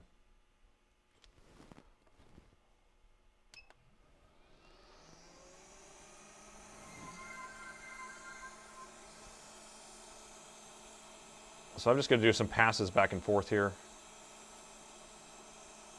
And line the board up just a little bit more. There we go. Oh, keep up the good work. Hey, we got a new donor board member. Thank you, Sam. Donor board member. Welcome aboard. Thermocouple's doing good. So 127, 137. So if I stay over here on the thermocouple side, see how it jumps up really high, 148, 151. But over here's the different edge here. Time to flip the burger. So I'm not putting my air on either, so I'm just going to raw dog this. Twitch message from Twitch. Well, hello.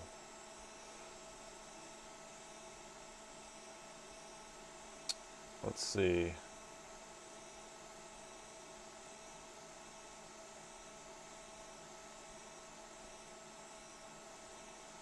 If you hold two buttons down on the left while powering on the thermometer, the APO symbol will go away. Okay. Hold down, let's see, say it again. Hold down two buttons on the left while powering on the meter. Two buttons on the left. Okay.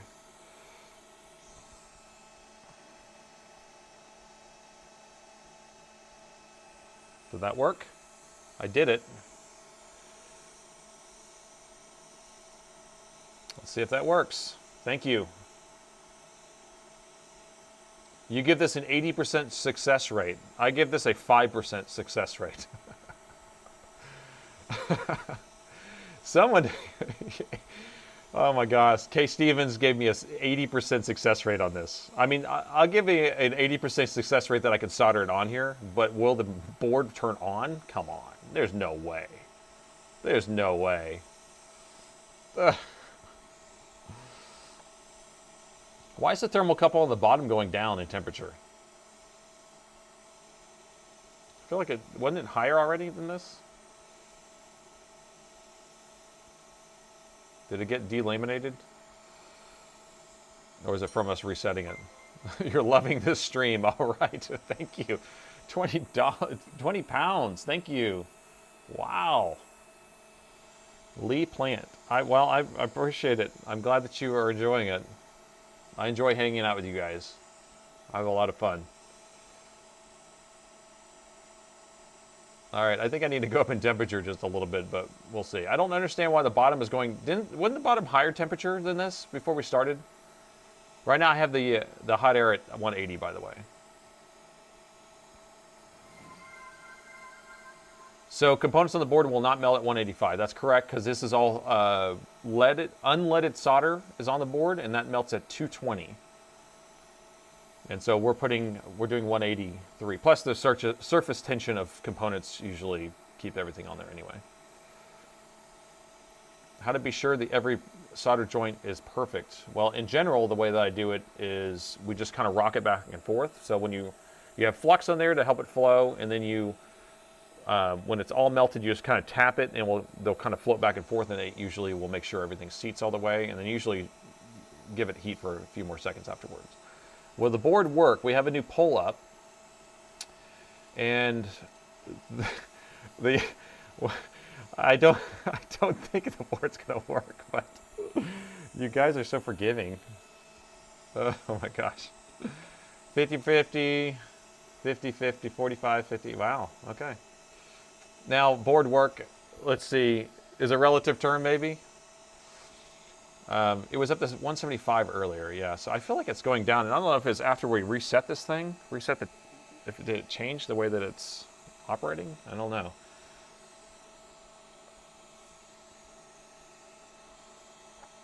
But I'm gonna up the heat a little bit on this. See if we can get the temperature up a little higher. Okay. What is that?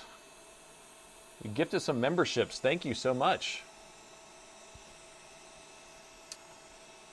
Everyone got some memberships.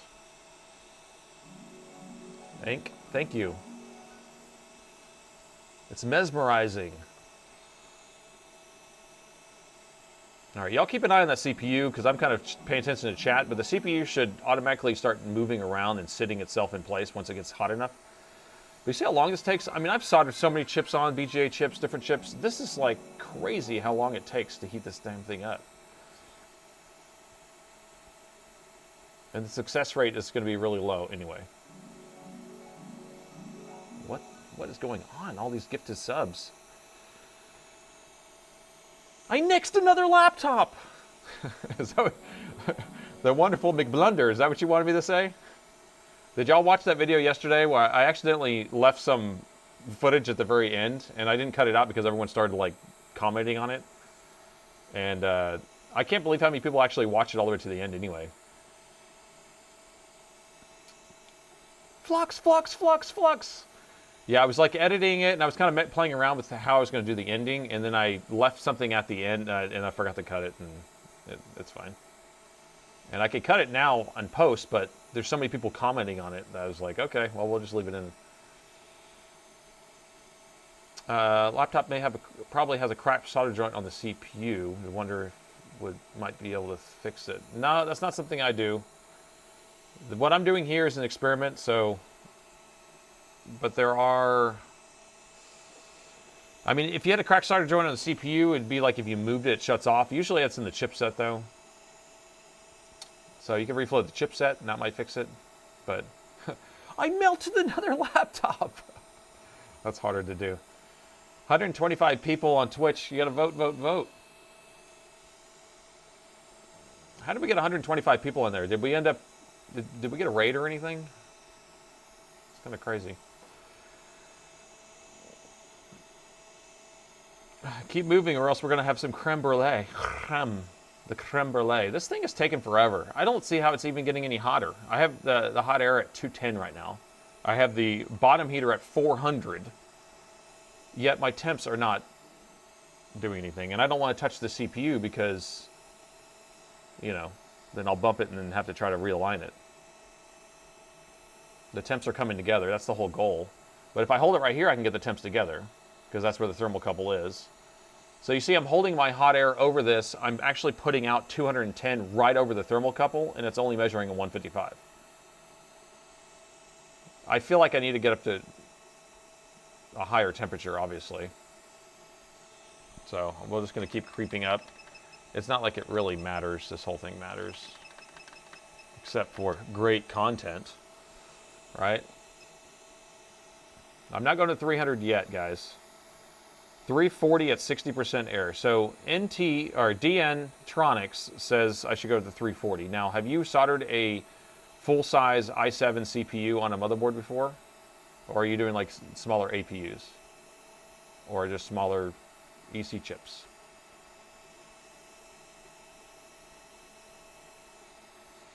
I might go up with my air pressure though, actually.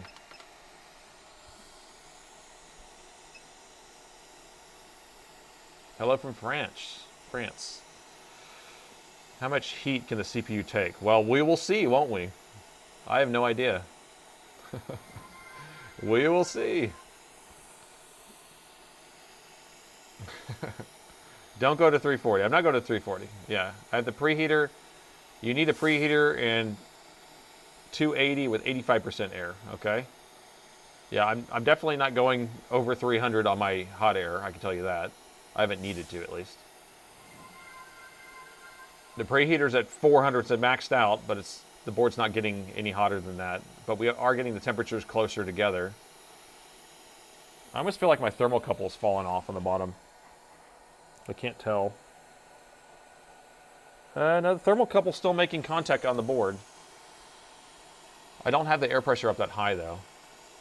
Put some flux. Well, we already had flux under there, so we should be fine. I don't even see the flux boiling, which is crazy. Does it smell? No, doesn't smell. I mean, I have to keep going up. 60% air.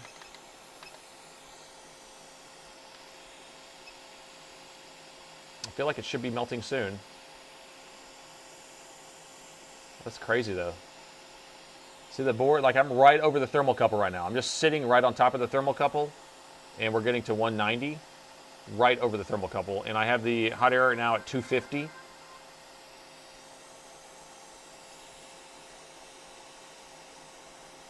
Turn the shop heater on high. I'm already sweating, no!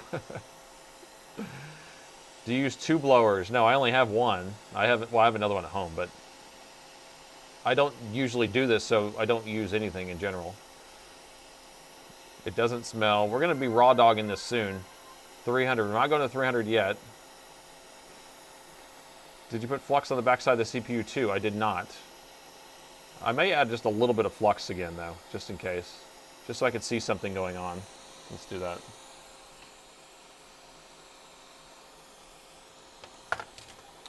Just want to see what's happening here. Just a little more happy flux.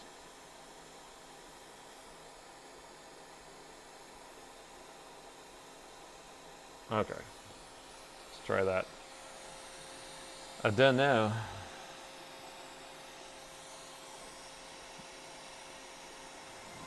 $300 and just stay in the middle. I mean, you've done this before, though? I don't know. So if I just stay in the middle, I did that before when I took it off. It's just crazy. The bottom left is aligned. I mean, it's going to be a little bit off, but right as it melts, we should be able to see it move. So again, oh, it shut off on its own still. Damn it. Okay, I'm right on top of the thermocouple. And it's saying 195. So this is right on top of that thermocouple. So if we're barely getting 195 going right over the thermocouple, then we still need to go up higher in heat.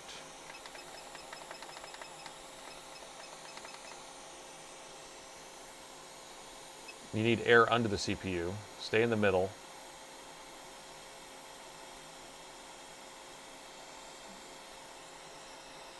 All right, we'll stay in the middle.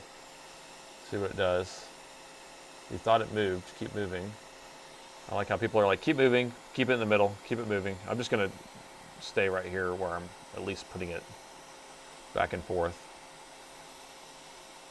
The corners were not liquefy. The CPU came off. Hopefully the leaded solder would be easier to melt. That's what we're hoping for. We concur on that. Yeah, the middle will be better. Use a little bit of Rossmann flux on the CPU. Keep it between the lines. I'll stay between the lines. Yeah, that thermocouple is over here.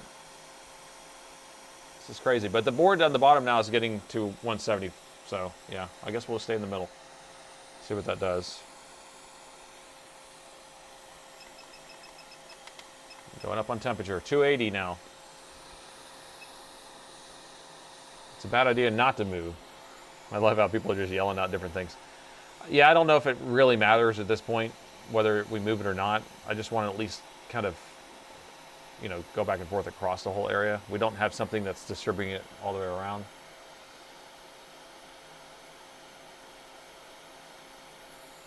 You think the thermal paste is messing it up? I'm going to move the thermocouple, reset it down. There we go. I just reseated the thermocouple.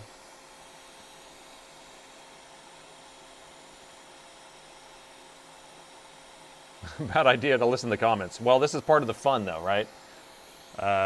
We're doing this for science. Twitch and YouTube concur. Hey, I think we just hit our high on Twitch, actually. I think 144 was our high ever. We just hit our high. That's awesome. And we're at 950 followers on Twitch. If we can make 1,000, that would be sweet. Kind of want to tap it to see if it's sitting there. Hi from Italy. Go in circles. I can't go in circles. I have it mounted here. But I know the ladies like the swirl.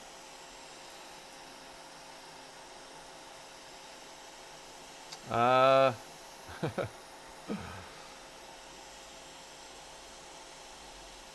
wonder if I need to... Okay, well, I'm going to close the poll, but I forgot to even look at what the poll was. So we got 56% says it's going to be a success, 58% says it's going to be a success. So, thank you. I don't concur. The CPU is getting fried. I mean, it's not that hot. I mean, we're not... Obviously, you can see what temperature it's at. 160. Because, like, when I'm over the thermocouple directly, I can barely get to 190.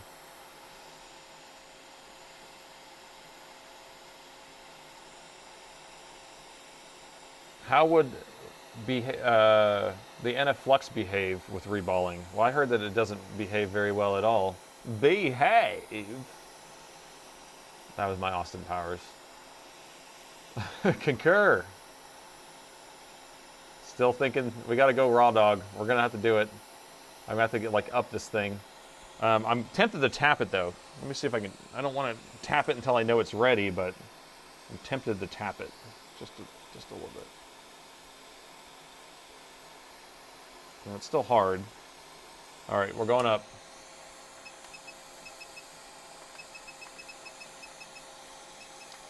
This should have melted by now, by the way, because we were able to remove CPUs with the solder, unleaded solder. You reviewed the video. Okay, what do you got? What do you got for me? It's sat in place already. What? Are you kidding me? I need concurrence on that, please. I don't know about that. Because it's not moving when I tap it here. It's not floating.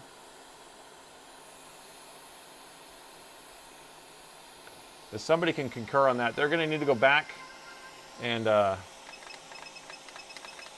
check the footage here. More flux. It's sat in place already. Just tap it in. More flux. Send it. More heat. I'm starting to get high off all the fumes. Not cooked yet. It's not seated. Oh crap. It did move. The line right close to the bottom of the edge CPU now. Okay.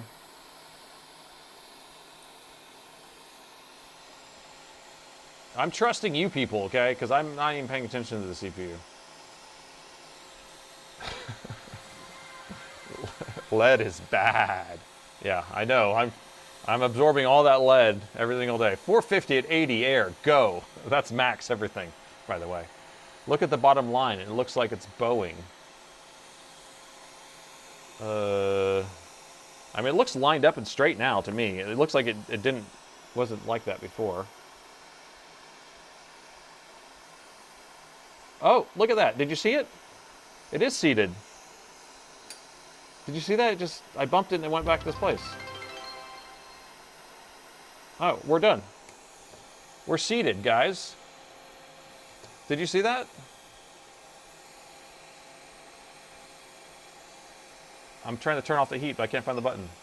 All right, yeah, I bumped it on actual, a totally intentional bump. No, I bumped it, and you saw it move out of the way, and then went right back into place. So, you're right. It's done. And we cooked it more than we needed to. Yay! Nate for the win. OMG. That's too funny. That's too funny. Now, I'm assuming if I was doing this by myself, then I would have seen it move. That's ridiculous. Okay, well, we cooked it. We made sure that it was cooked proper. Proper cookness. All right, we'll let this cool down. We'll chat. Yes, it did move before. Everyone concurs. We got a lot of concurrence. Shake and bake. Shake and bake. This is good content right here. Clip that, please. Clip that. Okay, I'm going to get all this. Ooh, this is... If you're hot, this is like a campfire. I can just put my hands right here. It's baking. So I turned the preheater off. We'll let it cool down. It's like fried eggs. It actually doesn't smell that bad. The 559 doesn't smell that bad. If we're using the Black Horse, it would smell like pine trees or pine saw or whatever. And if we use the NF dot flux, I don't know why he has to put the dot there. NF dot flux smells like lotion. Multiple concurrences in concurrence. That's check the motherboard is not melted. You know, I'm not even touch the motherboard right this second, but I need to stop touching my face because I keep getting stuff on my hands and touching my face, and I have a bad habit of that. It needs a clean ME now. Does it really? Even if it's the same model CPU, does it need, because the serial numbers are tied to the BIOS? Is that right, Lead Farmer? You've done this before, I'm assuming, right? I've never done it, so I don't know. But yeah, we have a BIOS we can put on there.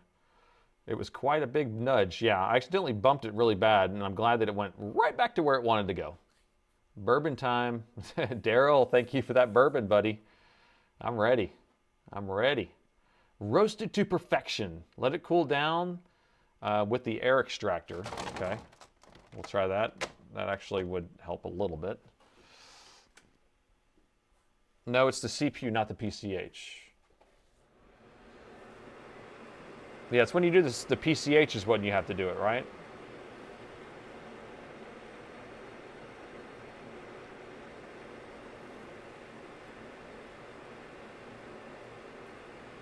Did you shave another laptop? I shaved another laptop. Does it sound like I say shaved when I do that? I shaved another laptop. What? We're at 152 on Twitch now. You guys are killing it. Killing it. Yeah, that is definitely a high record now. The high watermark. Large nozzle size of the chip helped a lot. Yes, it did. You could use low melt solder, can crack underneath the CPU, 6040. Yeah, if you use the low melt, then it definitely has issues. This is 183, so I think it should be fine. You can concur on the PCH. Yeah, so I don't think I have to flash the BIOS in this. I mean, we can do that if we need to. But if the CPU serial number and PCH doesn't matter, okay, maybe. Well, we'll see. If it doesn't post, which it probably won't, oh, then I'm assuming then we'll have to do a BIOS, which is, yay! ME is inside the PCH. Yeah, the ME is its own little operating system, isn't it? What is flux? So we got people who are asking questions about flux. So flux is this stuff here. This is gel flux. It's has rosin in it, and so basically the gist of it, what it's used for, is to help solder why can't I pronounce that? Oxidation on the solder. When it helps it flow. So like if you're not using any solder, you try to actually solder or melt the solder, it doesn't, should I say solder? It has issues, and so Having good flux will make you look like a really good solderer. So it's a good way of making yourself look good. That's what flux is. That's another way of saying it. You're still waiting for a Texas accent. Well, I can put Texas accent on there if you want. You can go down and that's like a boom hour though. Any concern about the flux trapped under the CPU? I'm not super concerned on it because this is flux that you don't have to clean, but we can put alcohol underneath there and blow it out. It's cold enough. Clean the board. Okay. I'll be the judge of that. I'll be the judge of that.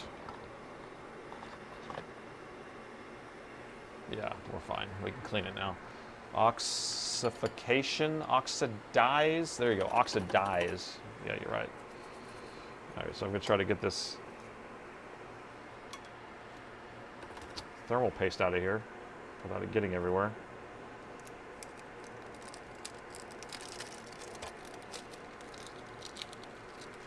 Actually, I'm gonna take this board off of this heater.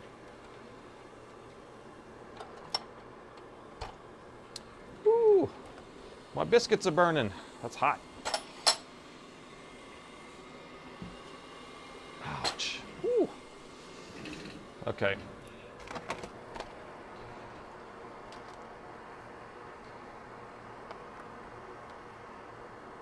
Try to pick up some of this or what is it? Thermal paste we put on here before it gets everywhere.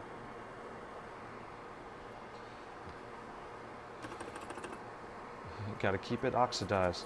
Gotta keep it oxidated. Hey, and you're talking back to me.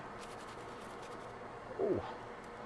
Yeah, it helps the solder flow evenly. Yeah, if you've watched anybody solder and then you see it has like a little, the solder keeps kind of sticking or sticking together or clumping, then you put flux on there and then all of a sudden, boop, it just like separates and then sits where it's supposed to. I'm gonna clean off the GPU while we're at it.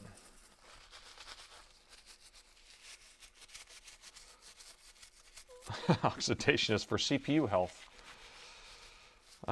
Let's wait a bit. No rush. Yeah. I won't rush too much. It's not too hot still.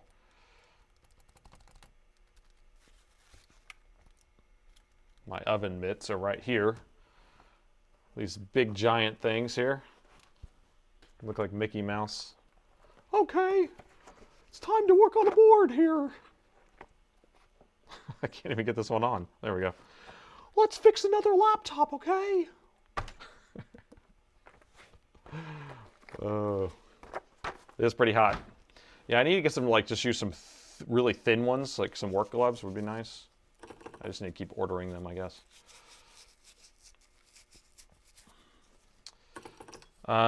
If we have to do a BIOS, it's not a big deal. I think I have one, but we can also make one. We can extract the BIOS that's on here, and then I can get a ME region. I have a bunch of those, and we can just inject it on there. Board re-entry confirmed. The magic smoke may come out of this one, maybe.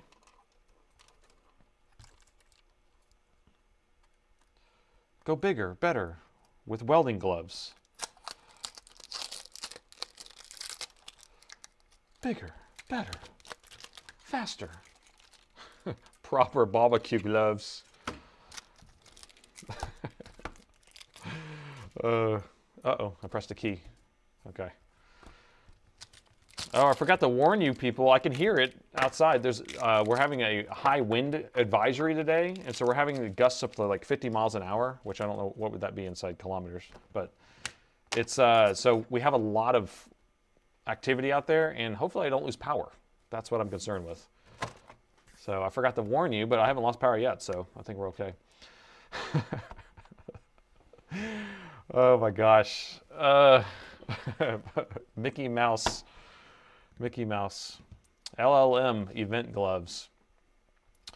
I don't know what we should do next here. We're gonna have to see if this works. I almost don't want to plug it in because I know it's not gonna work.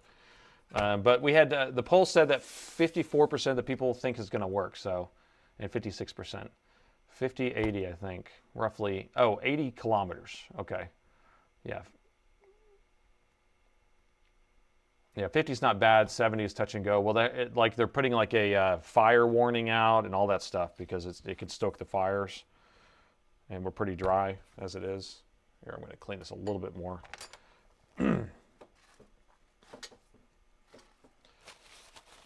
We're going to check CPU resistance next, yeah.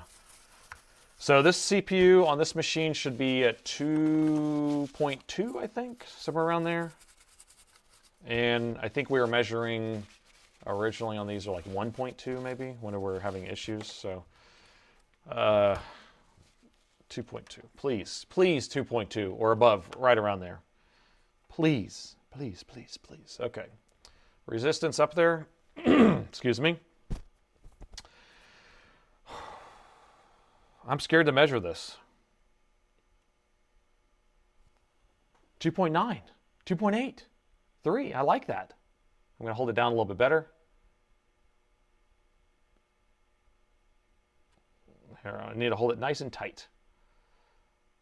Oh, when I hold it really tight, it's 1.65. 1.8. 1.8. It's a little low, I would think. Let me try this other coil. 1.8. That one's 9. I think it's pretty good. BGA chip reball time. We've already done the reball 2 Sundays ago, and so we've already put this on here. You want me to grab another board so we can measure to see what that resistance is? I think we're okay though. I mean, it seems a little lower than I'd rather. But inspect all the corners, solder balls under the microscope if the CPU has been seated incorrectly. Well, let's see. I've got to lower my microscope back down because I have it at some crazy height. All right.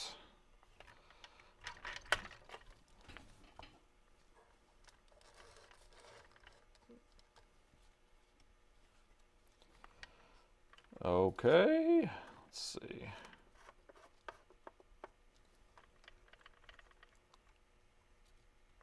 I can clean it a little bit more while we're at it. But the edges look good. I mean, this thing looks seated very nice. Very nice. Very nice.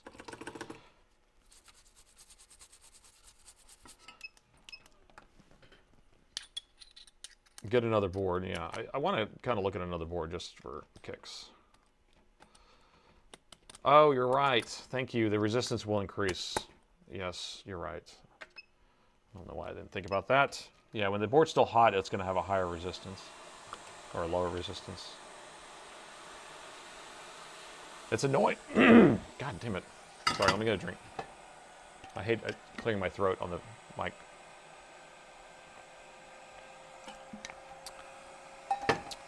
Whenever I refer to resistance being high or low, I always have to think about it. It's almost like turn the AC up or turn the AC down. Which way is that?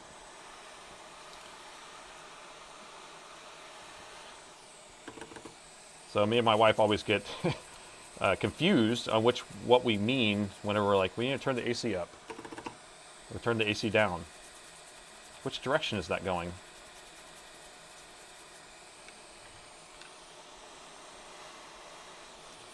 So high resistance versus low resistance.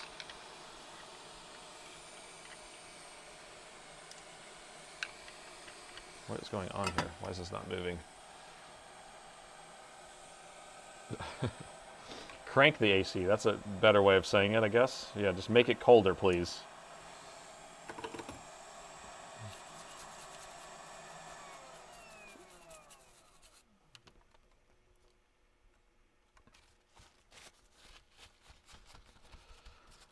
Okay, it's looking pretty good. It's crazy the polarizer helps out so much.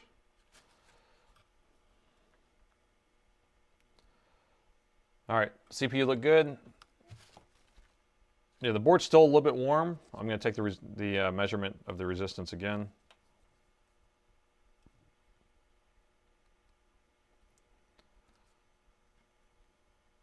And of course my meter stopped working.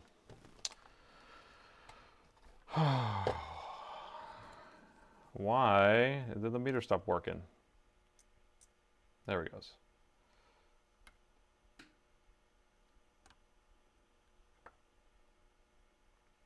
So now we're down to 172. Not a fan, Stan. Not a fan. I'm gonna get another board.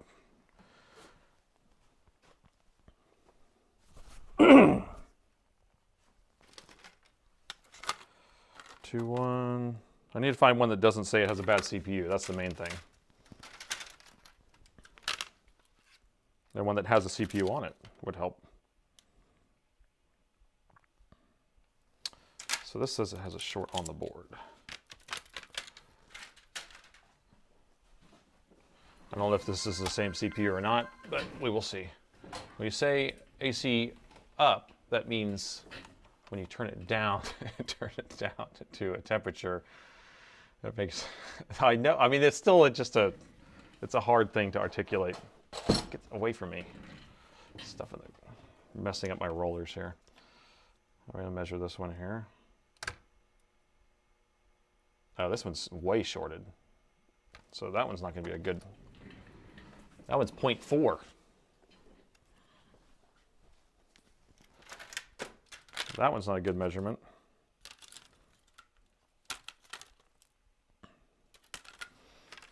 I don't know. I got stacks of these boards, and like these all have markings on the CPU or the GPU, which means I stole components from them. But like this one had a bad MOSFET on the CPU, so that's not going to be a good test.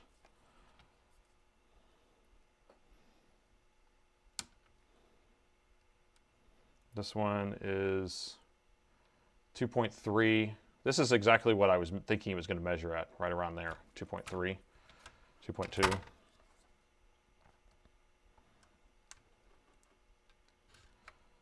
Come on.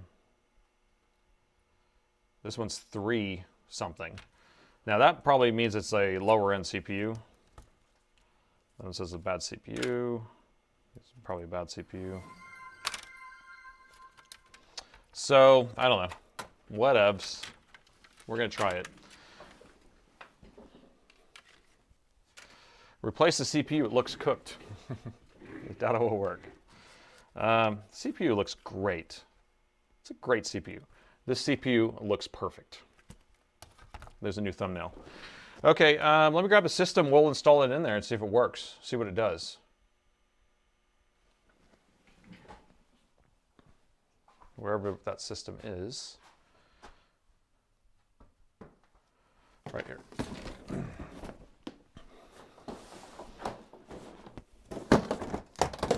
I guess, should we measure around the board too? Anywhere else? I probably should. Assuming everything else is fine. I'm going to put it in continuity mode. No beep. No beep.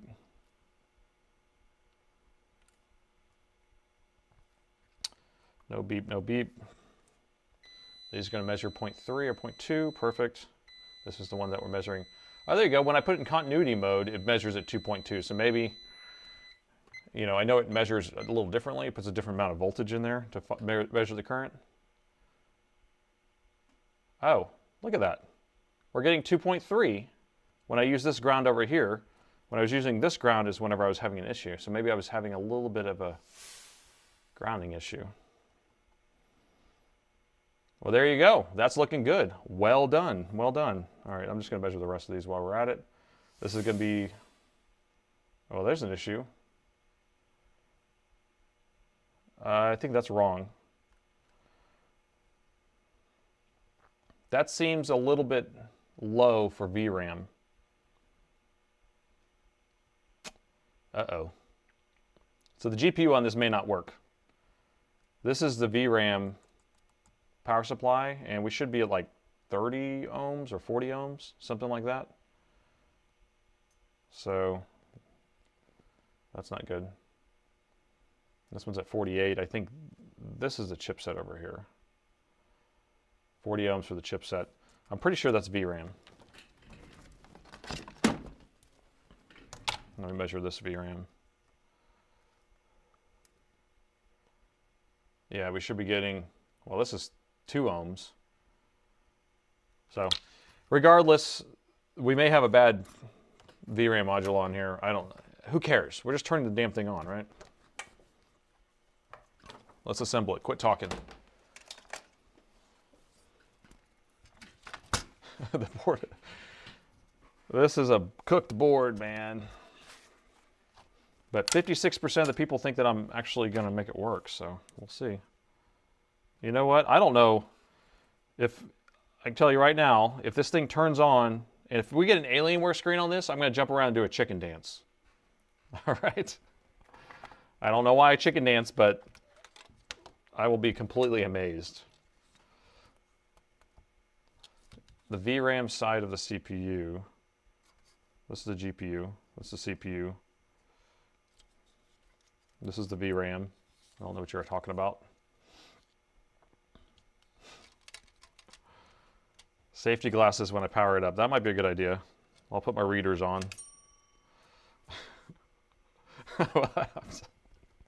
You absolutely clip that. You're so funny. Yeah, only if it happens though. I need screws. Do we have screws? This machine was taken into pieces and I have it thrown in a bin over here. Where's my screw bundle at? There we go.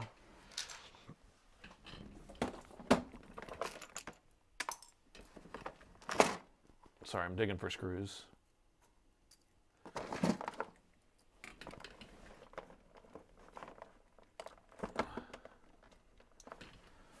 Okay, got my screw bundle. So what we do is we have a magnet we just throw in the bin with the laptop, and then we magnetize all the screws to it, and we call it a screw bundle. Let's Repair, thank you for the resub. Twitch Prime, thank you.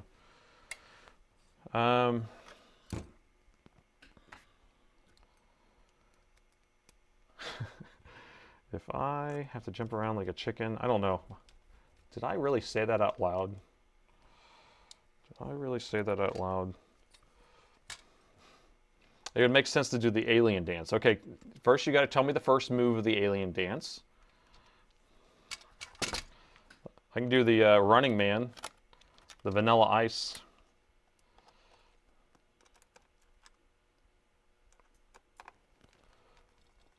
Don't forget the bomb suit. I'm telling you, I should be very, very wary of this. No RAM, no work. Well, I will put RAM in there then. If you do the chicken tab, I'm sending in subs. Oh. All right, okay. All right, agreed. Agreed.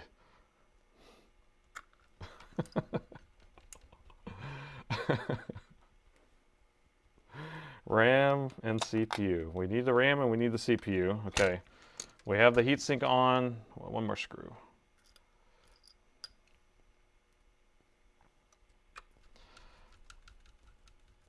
No, not the Vanilla Ice thing.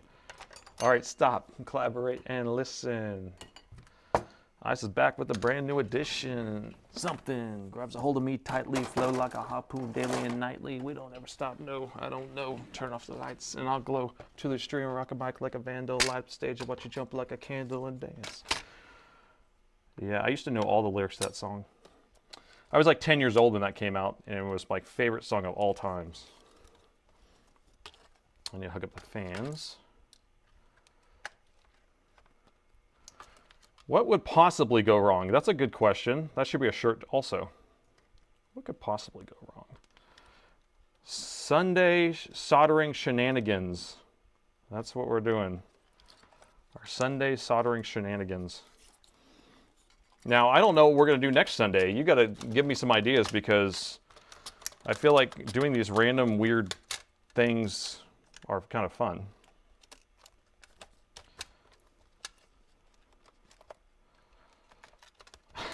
Yo, yo, yo.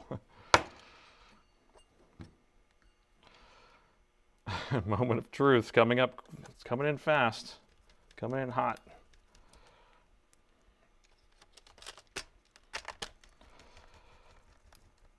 Okay, we're not going to put all the screws in, just a couple. Kind of getting nervous. I'm nervous because I don't know how to do a chicken dance.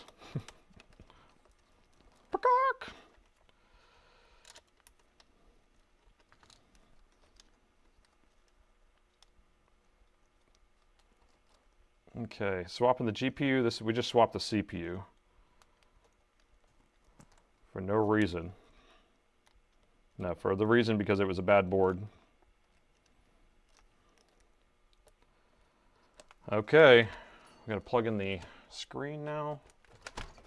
Fun attachment.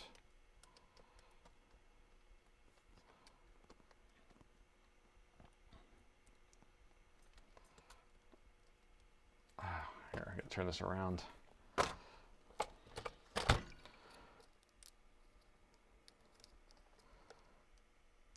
I might need to put my safety glasses on earlier because I can't see this. Okay. Plugged in. Power button ribbon cable, which is a pain in this model. And it breaks all the time. Can I get parts for Alienware M18R2 yet? I have some parts. I don't have very many. But yes. So whatever I have on our site is what we have. And we get stuff in all the time, and then we make listings as they come in.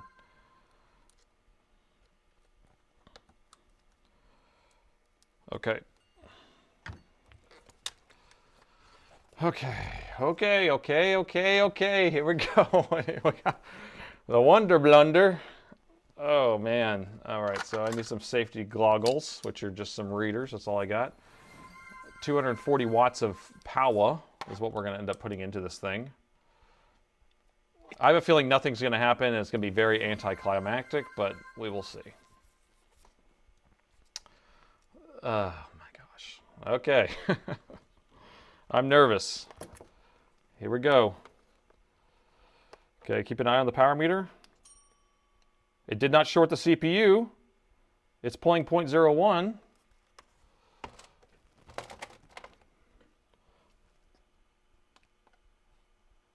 It's powering on.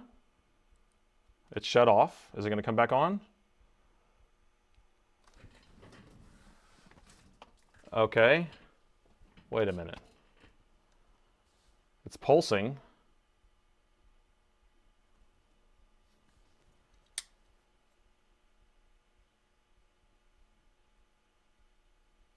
It's pulsing.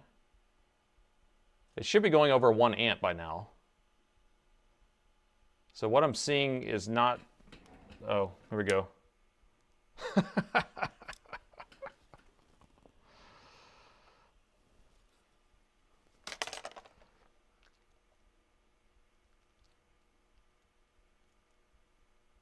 Look at this. 1, 2, 1. 1, 2, 1. A 2, 1 is a bad CPU. Now, let's look.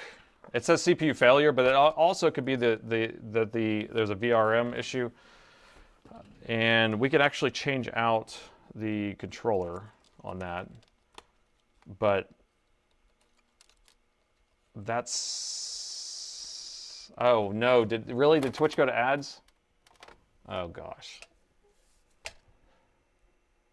That's crazy. I'm sorry, guys. Oh, man.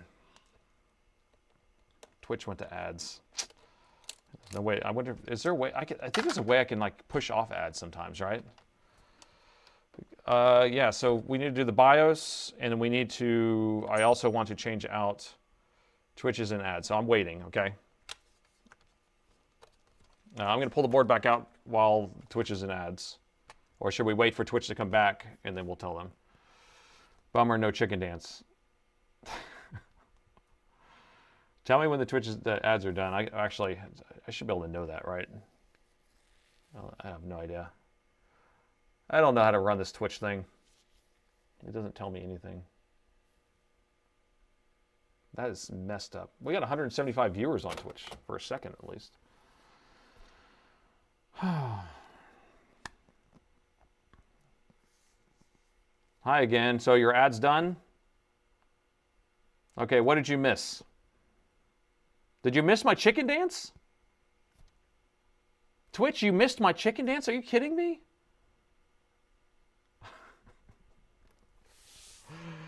Oh my goodness. No, I did not do the chicken dance. Did you see me try to turn this thing on? Yeah, if you're a subscriber to the Twitch channel, then you have no ads. So if you're a Prime subscriber, but the people who aren't Prime, then you're seeing ads. So yeah, if you subscribe, no ads. Weird. It's crazy. Here, I'll just plug it back in one more time just so we can see what's happened. We plug in the charger. Yeah, turbo for life. That's a good one.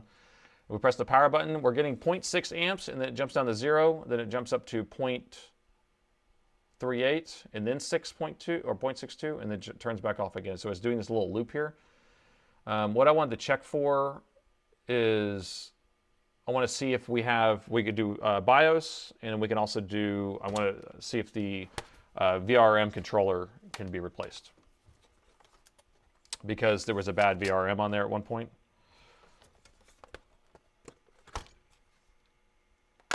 And I did not do the chicken dance. So you didn't miss anything yet. And I'm sure it would have been clipped anyway. 2-1 blink code. Oh yeah, that's the other thing. Yeah, and it goes into a 2-1 blink code. How big is my warehouse of parts? 14,000 square feet. There's about 700,000 parts in there. Or more than 500,000. Your internet cut out. Well, you didn't miss anything except for it didn't work. You're watching TV comments on your phone, LOL.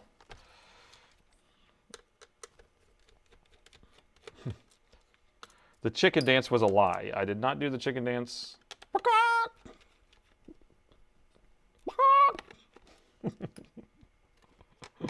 So ridiculous. What a ridiculous idea. Who would have thought this? Yeah, I have more than 500,000 parts. Yeah, I probably have closer to 700,000. I don't know because I count. But stuff comes and goes. I'll buy a truck with 100,000 parts in it sometimes. Yeah, 14,000 square feet, 14,400. Exactly. How'd you know that? Are you reading my bio?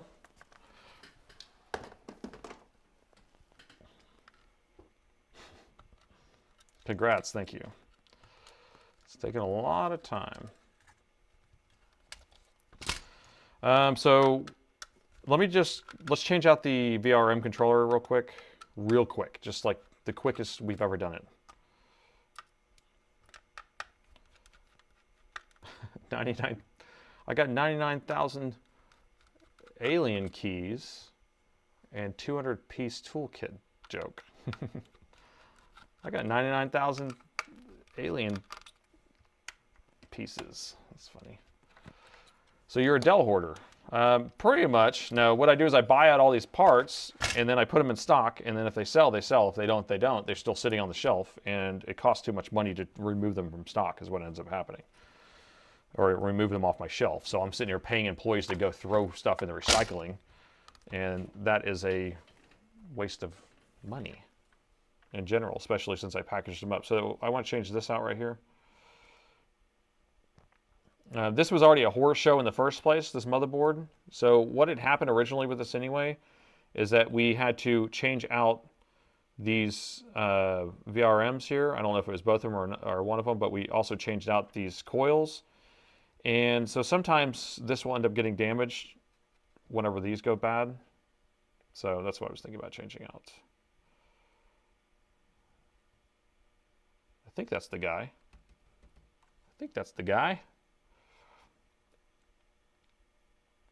So let's change him out, or her, and then proceed. Wow, it's way out of focus. Crazy. It was in focus for me. Let me see if I can refocus this. We got a new coolest fans member. Thanks, man. Thank you. Ringo. You can't believe I can recite the lyrics of the song. Yeah, you still remember the music video. Apparently, he did that with his own budget on the side. I thought that was actually pretty interesting. I had seen some video later on that Robert Van Winkle and his crew had done that video himself with like a really low budget, like $5,000 or something like that. Let me pull this chip off, and then we'll put a new one on, and then let me see if this one has one on here. This is a different board. Oh, look, it doesn't even have that there. That's strange. What? That may not even be the right chip then. I'm pretty sure that was the VRM controller. Does anybody else know? Maybe it's on the back. Oh, here it is. Is that it? Somebody knows. Somebody knows. Oh.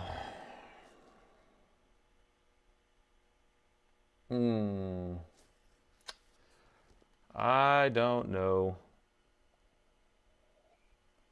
I had a show flipping houses for a while. Yeah, he did. And he was also doing like some metal. Now he has like a YouTube channel, and he does stuff on there.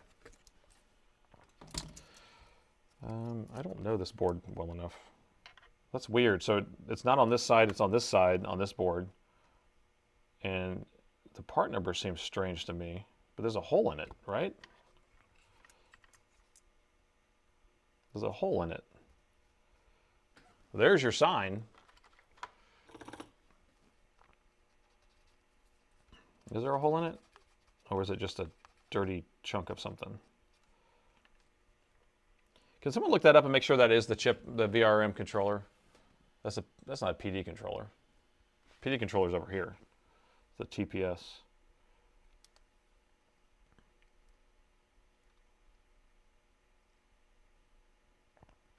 I don't know what that chip is. Yeah, we can try turning it on with the CPU under the thermal camera. No components knocked off the board on the other side. We can look at that. I doubt it. This is doing the same type of symptom that we'll have whenever you have a bad CPU.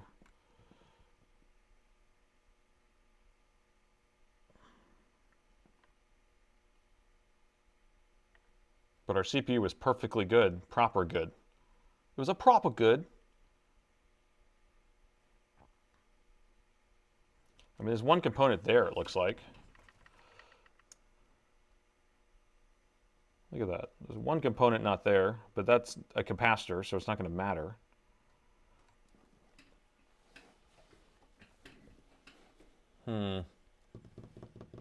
Jim Carrey's version. Oh, yeah.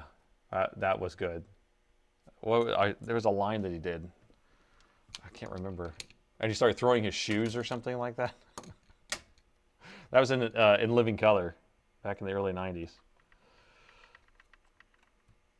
In living color.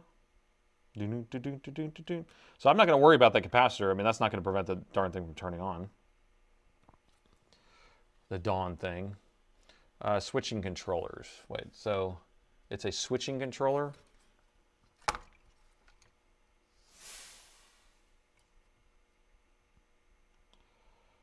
I don't think I have a board view for this thing. Yes, it's the VRM. Okay.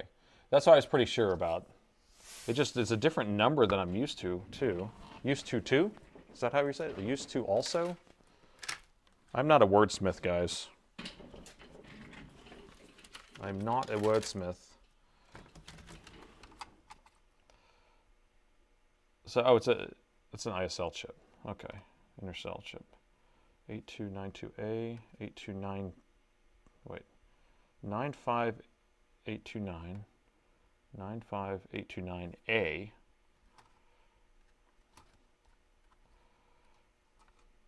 And that's HRTZ, HRTZ. So same chip. Fire Marshal Bill. Let me tell you something, right? I forgot some of the quotes because I used to do a lot of the Jim Carrey impressions. I used to love doing that. I can't remember what it was. Was the CPU bad after all? The CPU could be bad that we just put on here. No, we took it from a board that supposedly didn't have a bad CPU. So, but I don't know. I don't know. Jim Carrey was definitely the best character. That was my favorite. And David Alan Grier. I really like David Alan Grier. He's like, thank you very much. I wrote a song about it. You want to hear it? Here we go. Y'all remember that skit with David Allen?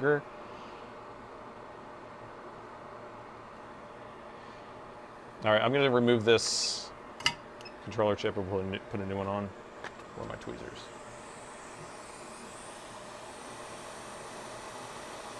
Perfect. Thank you, 9 at best. That's exactly the information I was looking for. So this ISL chip is for switching controllers for multiple phases, 3-2-1 regulator. So it's controlling all these power stages for the CPU. So we have all these. We had one of these blow up at one point, so we replaced it, but there is a chance that it actually damaged this chip also. So we're gonna change that up. Capiche?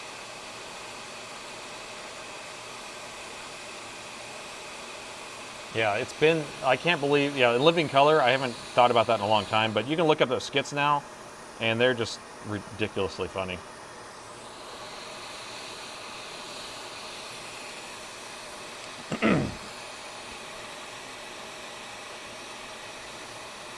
Yeah, the ohms corrected itself later.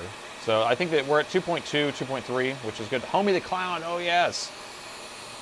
Homie the Clown, I forgot about him. Homie, don't play that. That's not Marlon Wayne's. Which Wayne's brother is it?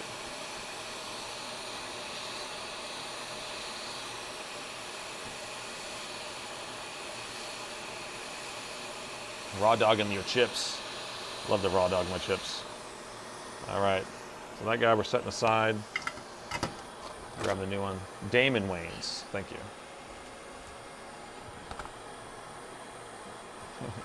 Homie, don't play that.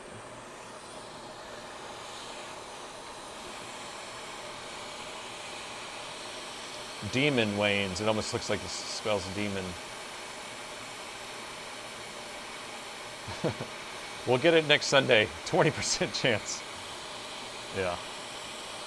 I don't think we're going to be adding a third edition of this, but we need to figure out what we're doing next Sunday, actually. So you guys can help me out, come up with some idea of what you want me to do. Otherwise, we can just fix a machine. But it's kind of fun to do these shenanigans Sundays. Soldering shenanigans. Warehouse tour. We've done those in the past, so there's a few live streams where I've actually walked around and shown you the whole place, showed you my shop, store, all that stuff. You can come by. If you're ever in town, just come by. I'll show you. We're open 10 to 6, Monday through Friday. Got that beautiful brand new chip.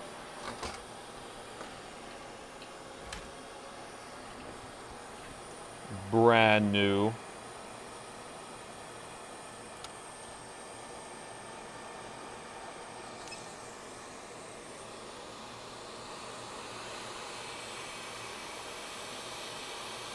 I still have the 320N, yes. It's still actually in pieces over here on the desk, so we can mess with that some more. I actually have plenty of other machines that we can mess with, that we can kind of go through and do a little tour on them. A coffee stream, we can just do a chat only. Don't forget about Seinfeld.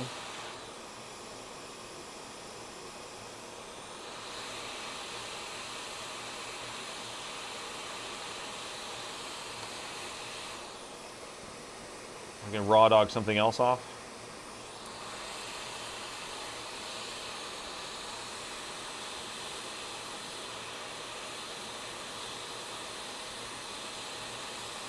Oh, let's smell it. I didn't have my heater close enough to me. What's going on with this? Why ain't you floating around right? It's sticking wrong. What is going on with this, man? I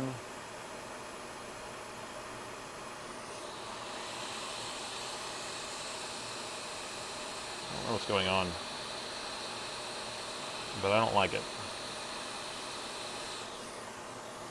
Let me get my soldering iron out. I haven't had to use my soldering iron all day. Dang, you missed it. Give you a status. So we installed the CPU. And now we're getting a 2-1 error. That's what happened. That's what happened.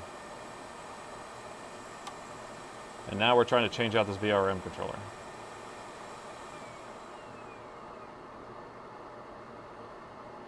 Come on. Those pads might need to be together anyway. I don't know.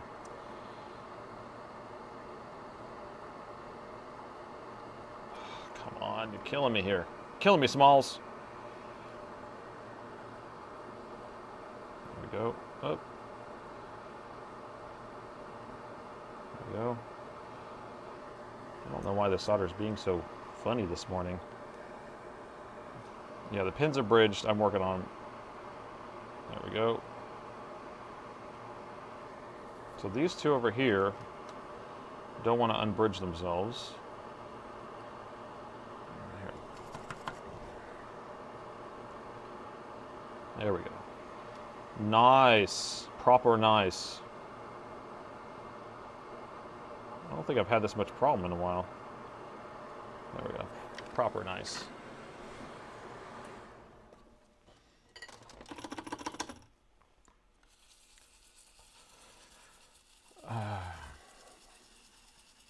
More solder. Well, there's plenty of solder there. I mean, I guess I could put a bigger solder ball underneath, and that would help. Ground pad in the center. It probably didn't have enough solder, and so it wasn't floating high enough. Did I even check for pin 1? No, I didn't. I just put it on there. But I'm pretty sure we were right, in the right direction. Yep. Pin 1's that dot. Pin 1's that dot. Raw dogged it right into place. Funny haha or funny gay? Aren't the bridges fun? They are. Yeah, and now they're pretty perfect. The Sandlot. That's right. I was wondering if someone was going to get that reference. You're killing me, Smalls. All right, so that's done. They still look pretty horrible. I'm just going to measure this over again. I want to see what resistance we're getting. I think we did resolve that issue with it being lower. Now it's the board's hot, so we're at 1.4.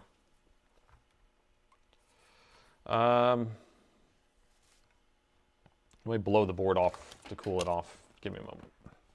Let me blow it.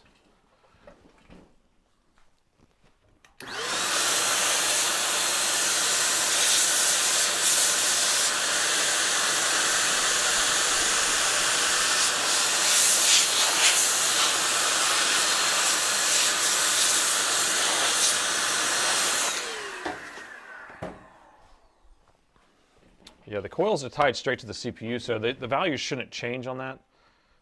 But the trigger, the PWM, oh, look at that, beautiful. I'm in love. I'm in love with that resistance.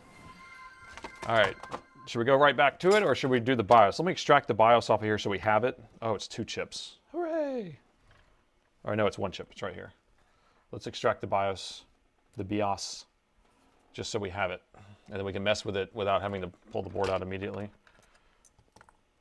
I'm going to use a chip reader Delio pogo pen. So that's a 5x6 chip. You see the shape of it? And so this is a 5x6 pogo pen reader.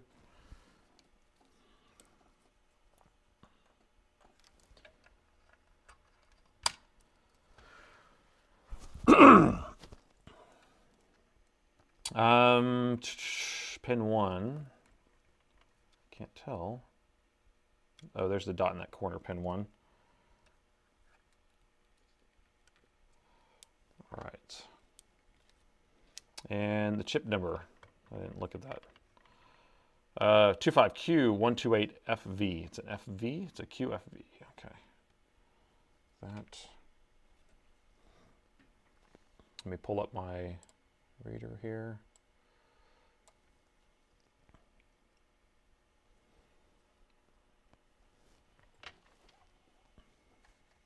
Let's see if I can put this in the position where I can read the chat at the same time. Clippity clip clips. Okay, so we're going to just detect it. And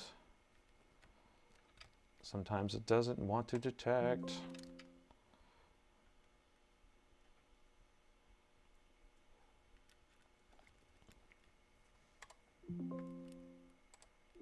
Come on, baby.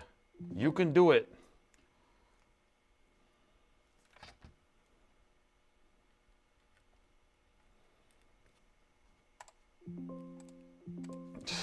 You're killing me. Smalls? Oh, I can't play that out too much. Okay. All right, so I'm going to use a different chip reader. Chip clip. That one drives me crazy sometimes. So we're going to use a 6x8, but we're going to use this style pogo pen, and I'll show you how I put that on there.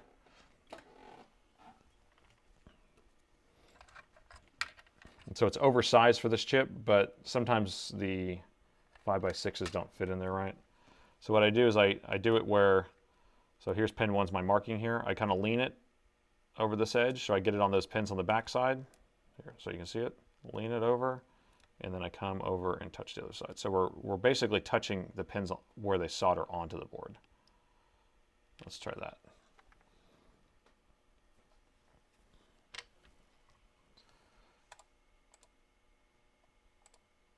Okay, so what did we say it was? Q128FV.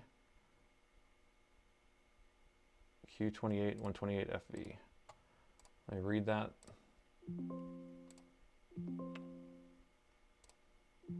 It's okay. It's okay. Come on. We're gonna have to pull this chip, maybe. Yeah, slower is not gonna fix this usually. 8 megahertz. Usually I just can't get it to detect if it's not going to detect.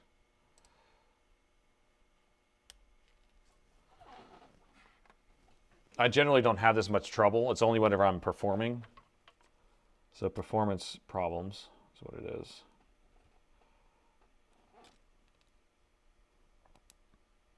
I might even do the 5x6 on this actually. Here, let me switch that.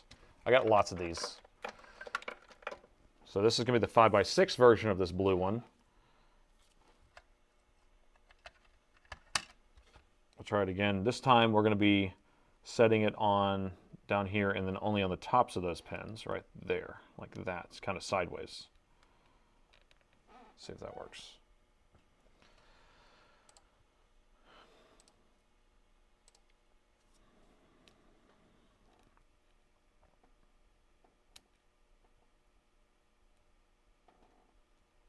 This chip may be one that I need to take off.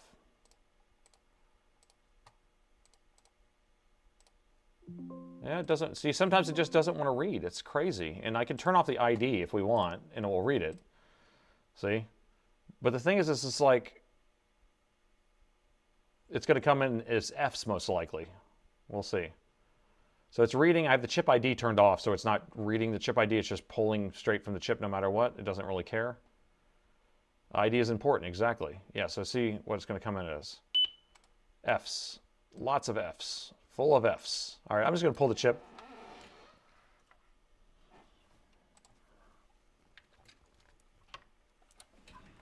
Because it takes 2 seconds. Let me get a drink of water.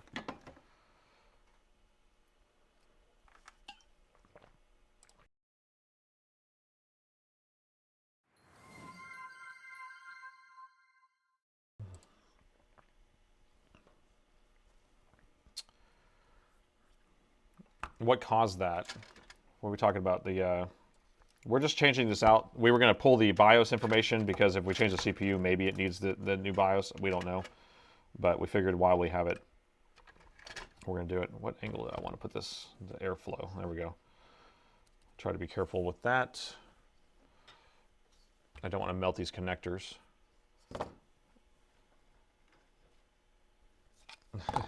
Vinegar on chip, bad chip. Vulgar.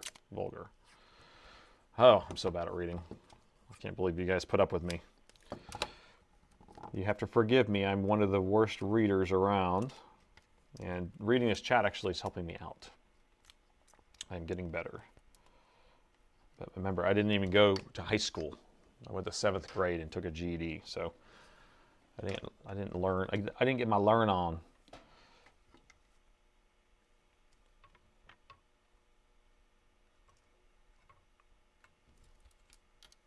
I'm just trying to line this up so the air doesn't blow and melt anything.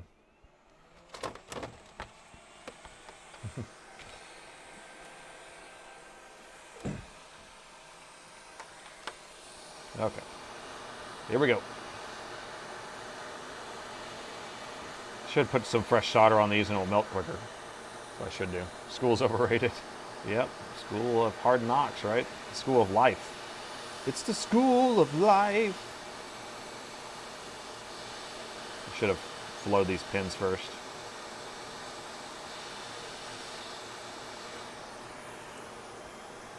I'm gonna put some low melt solder on here. Too much heat, damage the chip. I have never once damaged a BIOS chip ever. So I don't know if that's truly valid. So this is a good example of why flux is useful. You see how this is all sticking together like that? You see that? So now let's put some flux on there.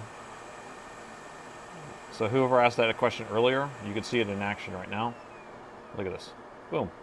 Boom. It's like magic. Who's the best solderer around? I am. No, it's the flux that's helping.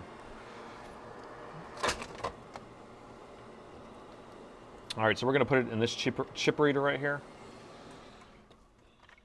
The program, the program I'm using is the T48. I need to get a T76 though. So we're going to put it in this guy.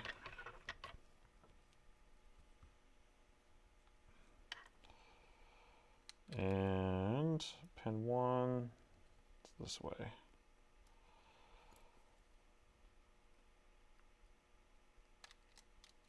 Press it down, drop it in, get in your home, and then boom, there you go.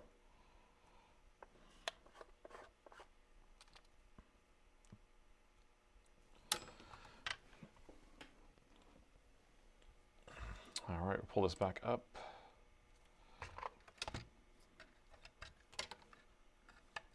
And this detour may be required or not. Who knows? All right, so it detected the chip just fine. Now we can read it.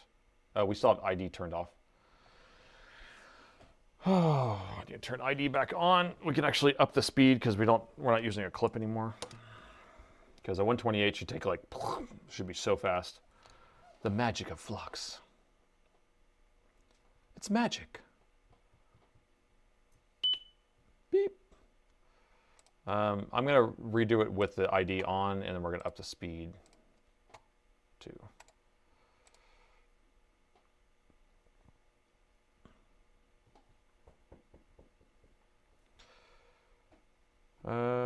I can halfway see the chat here, and so it's like cutting off. I need to move it over a little bit so I can see better.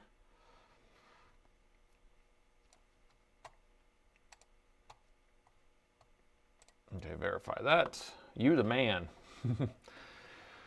The Fluxinator. T48 is good for most things. Too expensive for others.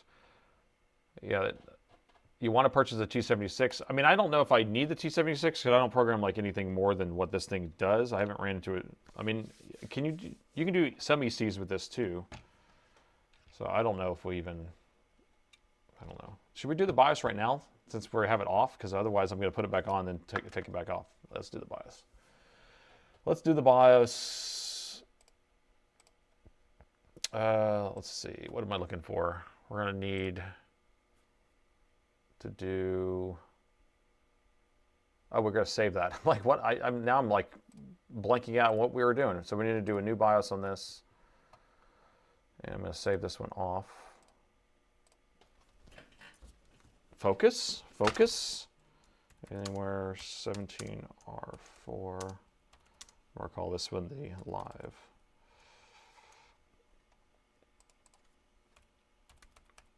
So we're going to do a clean ME on this.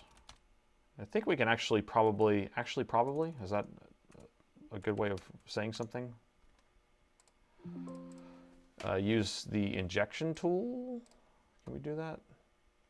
Injector, ME injector. Does it work with this one? So ME injector is a tool that works up to ME region 12.0. And so I'm not sure if we have, what version we have of this, but it would be nice and easy if we could just do that.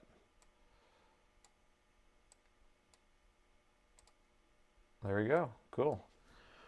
So that worked. There's no Windows key inside of this. And so what version? 11.8. So we need to change our folder to 11.8. There we go. And then we're going to match miners. So this tool right here is just going to replace the ME region automatically. It's pretty cool, but it only works up to the 11 or 12, like I was saying. So the version that's in there right now is 11.8.55.35. Here I can turn off these other views, probably in your way. And so we need 11.8.55.310. And then we need to figure out, because this isn't really telling me if it's like all the other stuff that I need to know. So let's open ME Analyzer and take a look at that. Tools, ME Analyzer.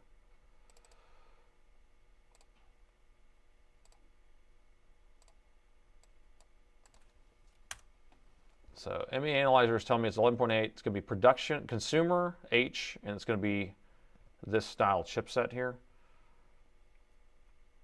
And so that's what we want to find in here that matches that. So 11.8, 55310. So it's going to be one of these piles. Now we want consumer H, so it's going to be consumer H, or so it's going to be one of those two. So we're down to two. And then it's going to be a DA production. Wait, is there only one consumer H? That's a consumer LP. So it's this one. That's it. It's the only one. Concur? Pretty sure. So that's it. And then we're going to save new BIOS out. And we'll just keep it as named as that. There we go. Okay. Well, there we go. Did everyone get that? Know what I was doing? Everyone understood what I was doing? Injecting ME to steal gigahertz. Now, we're just doing that just in case you need it done. I don't know. We're not 100%. So I'm going to write it back to the chip.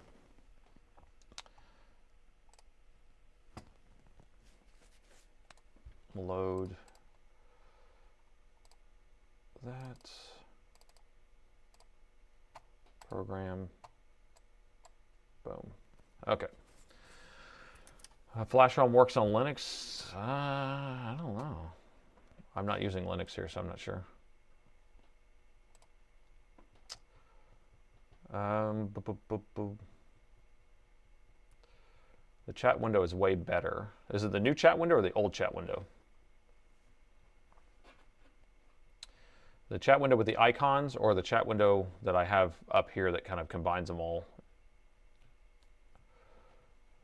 I still use the old one because I can fit more on the screen at the same time. The new one that's on our screen, yeah.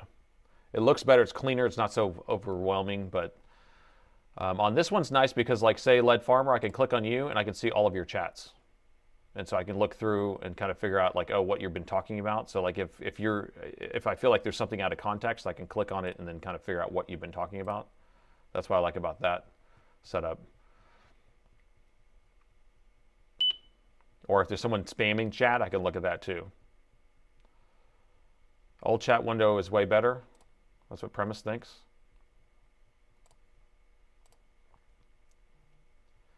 Yeah, I mean, it's a little bit more congested is the problem, and I can make them where they're all different colors, or I can make them all the same color or something. Anyway. Okay. So let me solder this back on. These utilities are amazing, especially since they're free. That's why I find this crazy. I donate money if I need to, or if I can, to these people who do the hard work. Yeah, the goodness of their hearts. I'm just going to put this back on. I don't know. I'm still kind of low probability that any of this stuff is going to work, but we're just doing this for fun. And did we figure out what we're doing next week? We're looking at some old laptops, taking apart some old laptops, trying to fix that 320N. I got plenty of them in my display case, some older ones. I have one with a trackball, That's an XPI, I think, which is from late 90s probably. A laptop with a trackball. Can you believe it? You don't see messages sometimes. Yeah, the new style, what I like about the new style is it does give you, it gives me the notifications when somebody actually does a super chat and stuff like that. But when there's so many messages, it's hard for me to see them all. Get out of my way. It's tape.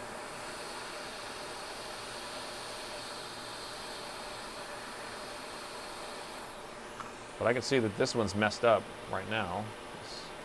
Let's turn it overlay off. Yeah, it's even wrong sized on the microscope for some reason. I might have grabbed it or moved it or something. Let's see.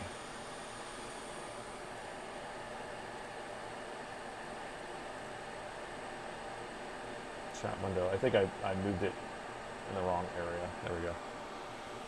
10% success. Yeah, probably. I think that may be a little generous. Right now I'm just killing time. Killing time to the death. How much can you pay for a 2-year-old Alienware? How much I pay for a 2-year-old Alienware? I need to check out before I buy a used one. So a 2-year-old one would be like a... I just saw an X17 R2 go for like $700, I think, on bid.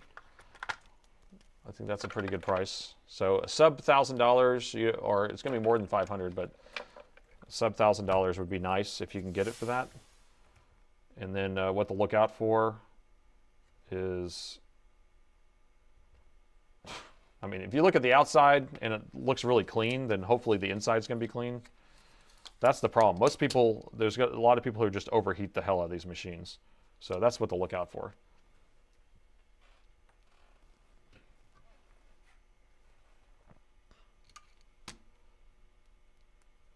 You have an Inspiron 7500. Any parts for that? I still have parts in stock. So you seriously, you really have an Inspiron 7500? That's going to be back in the day whenever it was the first 15.4-inch screen. So they had a 15-inch laptop and they had a 15.4-inch, which is a monster. Why not Windows 11? The tracking inside of that is crazy. Do I ship do I ship refurbished laptops internationally? Yes, I do. As long as you kind of, you know, don't look sketchy. So we have a fraud team. Well, it's really just like my brother and one other person, but they go through all those orders that are international that are laptops or a certain value, where a certain we get a lot of fraud orders on, because we probably get 6 or 8 fraud orders a day. So we have to kind of filter through those.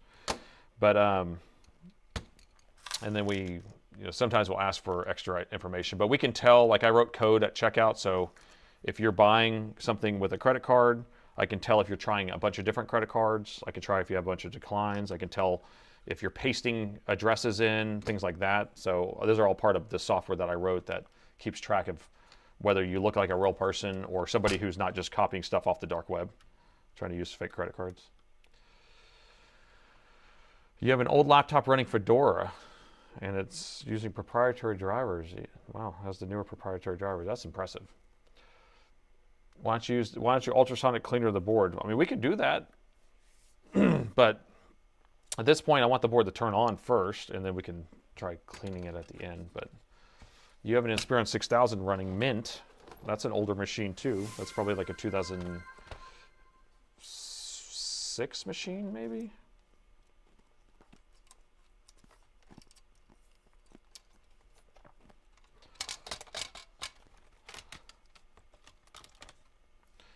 I'm going to see if I can read this other chat better. Let's see. That one moves too fast. Can't keep up with it.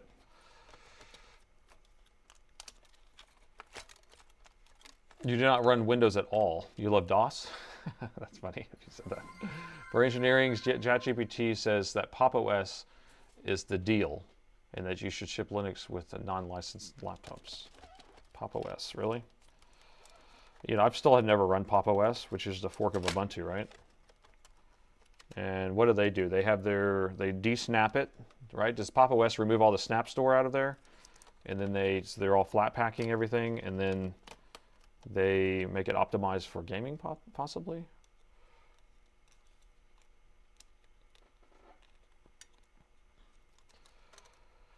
You agree with me with the amount of care into payments and purchases? Yeah, I mean, I ship a lot of orders, and so I have to be careful. And I get chargebacks still, even if I know the person's not fraud or whatever, they end up charging it back, you know, because anybody can just dispute the credit. I don't know if you know this. You can buy something, right, with your credit card, and then you can just say, I didn't want that, or I didn't like that, or whatever, and then you can get your money back. And they'll just give you your money back. It doesn't matter if you prove that as a company that you sold it, you shipped it, you gave them the thing, it has delivery confirmation, you have the serial number. It doesn't matter. They get their money back. Same with eBay. Same with Amazon.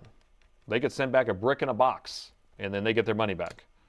And so, because it's all about the consumer-driven economy, and that you're just trusting that consumers are, you know, treating the businesses with respect. Well, a lot of times businesses are screwing people over, but small businesses like mine get screwed over by the consumer more than because we don't screw anybody over. So, CMOS battery.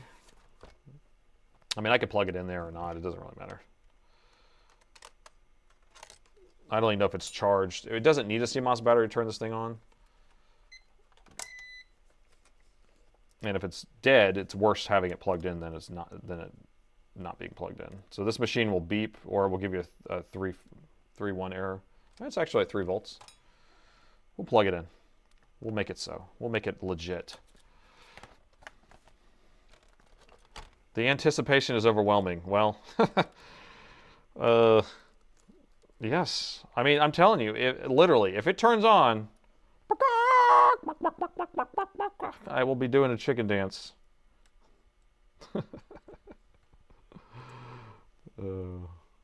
MX Linux, which I've never run that one either. I should try some of these other distros. And what is MX Linux desktop, default desktop?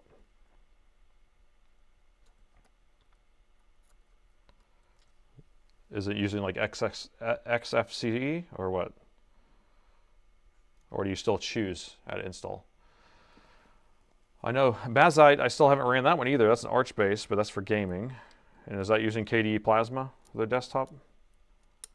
I'm using KDE Plasma right now on my Nabara, and I'm not super liking it. I've always wanted to try using KDE, and I don't know. I just don't. I prefer Cinnamon for sure. If I'm going to use some sort of Windows-looking GUI, Cinnamon or XFCE, if you want some lightweight.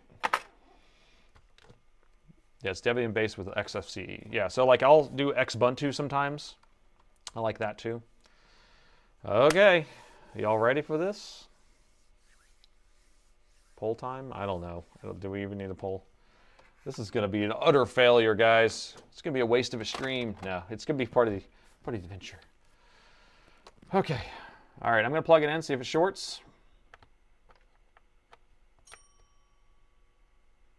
We got 0.02, then 0.01, so that looks good. Power meter, and went to 0, it's fine. Drum roll. Press the power button.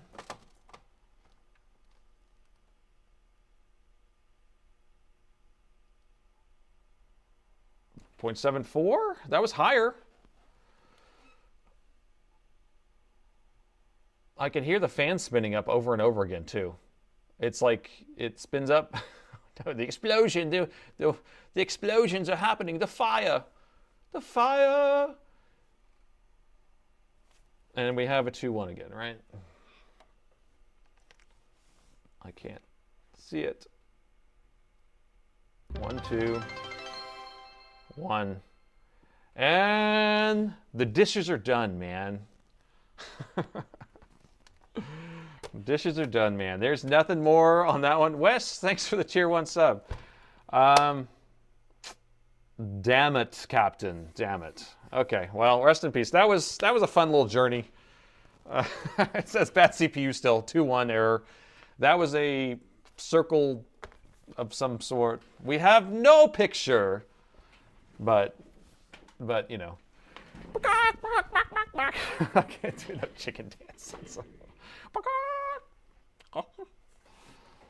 Yeah, that was yeah, reflow it won't hurt. Do we really want to start putting it back on the preheater and doing all this stuff? Accidental nudge probably was too far. I don't know. It didn't go that far. I guess you can replay it and look at that. I couldn't save this laptop.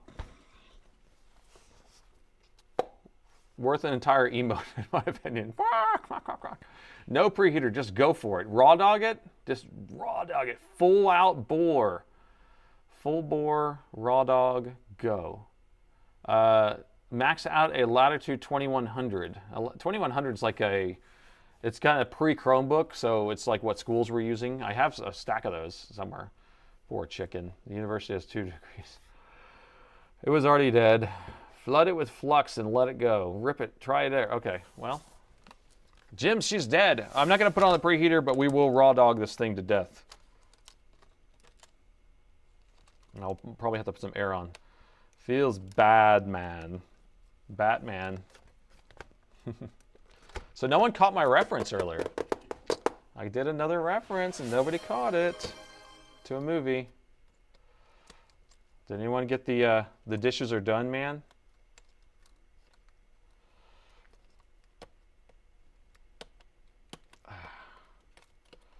What you got? Premise. What is that? Only you can put links in there, huh? Sure. Oh, you clipped it. But, you know.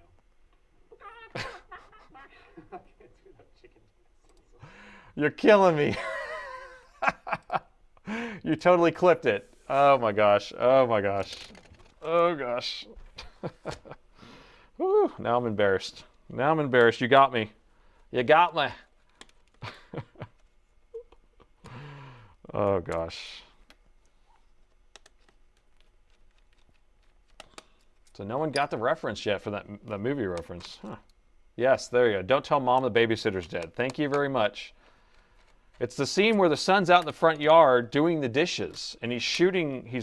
They're throwing up the dishes, and he's shooting them. And then when he's done, he says, "The dishes are done, man."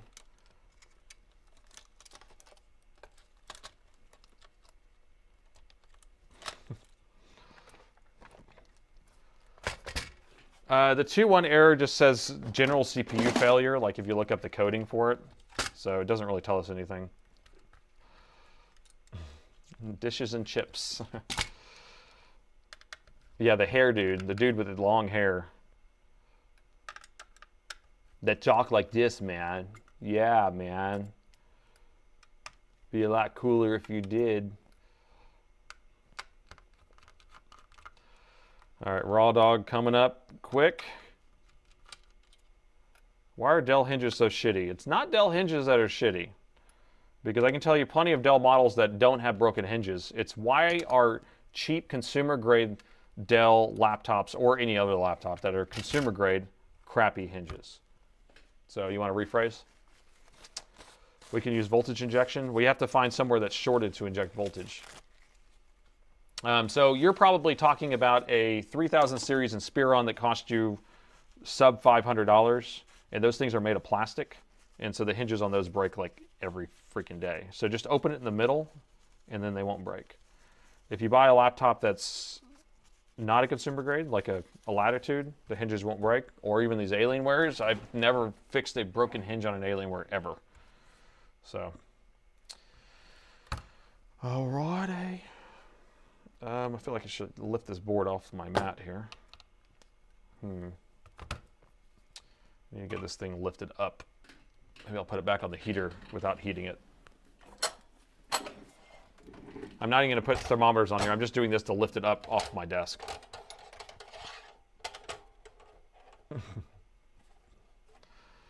Uncle Nate is too old for this crowd. No, my demographic is actually 45 and above. I think 70% of my viewers are 45 and above. So I'm 45, and then everybody older. All right. I'll turn the bottom heater on just a little bit anyway since we're doing this. So the plan is to just do it. Just go at it, right?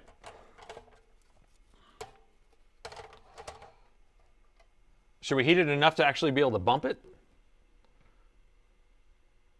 You're 47, 45, 52, 38, 68, 30, 61, 33. Excuse me. 42, 23, 20, 51, 61, 45, 61, 55, 49, 40, 38, 76, 26. We got some 26 and 20. We got some 20-year-olds in here. I did not think that 20-year-olds would watch my stuff. Well, welcome, guys. 49, 53, 41, 56. I want everybody in Twitch, too, to say it. Yeah, all the first-time chatters or lurkers, just put it in there.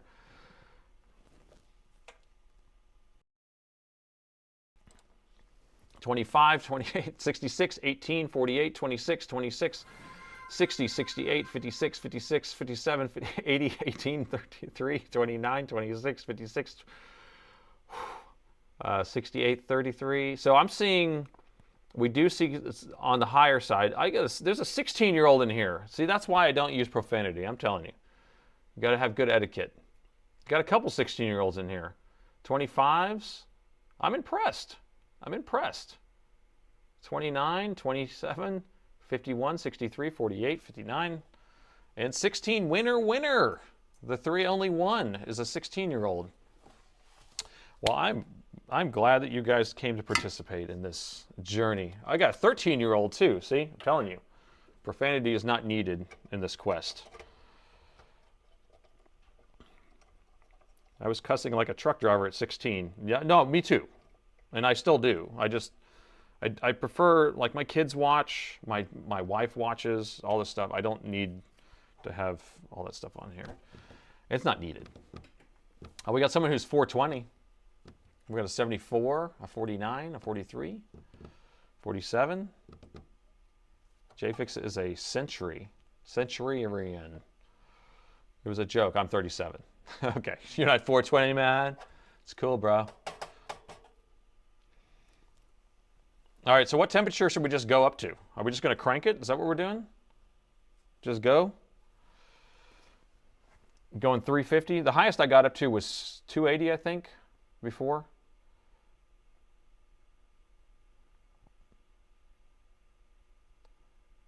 You watch the channel from Austria, 56 years old, retired. We got a 400 in here, too. Send it. 350. Actually, I was going to turn the air on. I don't think we need the air. So I could start at 400, 350. Here, I'll start at 350 and we'll go up. I don't have a thermocouple on here. Do we want a thermocouple on here? Or are we just sending it? 400, flow of 70. I like that. That actually sounds like a pretty good flow. I think I might do that. All right, 400, flow of 70, go. And I'm not even going to move the damn thing. To necessary, to thermocouple. Do we want a thermocouple or not? Do we want to be able to see the temperature? I can't. Otherwise, we won't know. We're just going to be bumping it and stuff. Thermocoupling is for chickens. Love it. All right. 400 doesn't do it. Leave the heatsink on. Okay, your environment, take note of prosperity. Okay. Raw dog it. We're going. Okay, so I have it at 400 degrees at 70% air. We have the bottom at 400, and I already see bubbling. Oh, God. Let me turn this up here so we can see this. Got to get you a nice view here.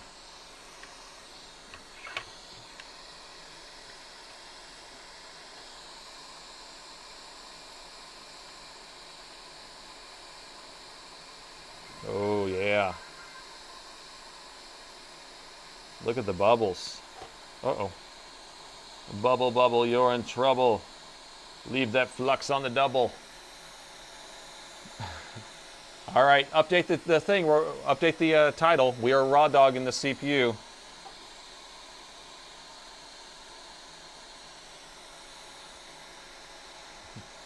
Yeah, we're gonna mess this thing up.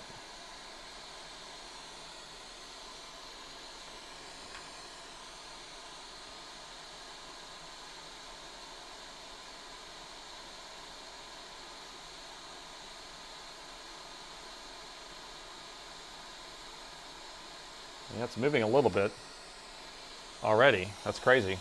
We didn't need 30 minutes of heating. Where we're going, we don't need 30 minutes of heat.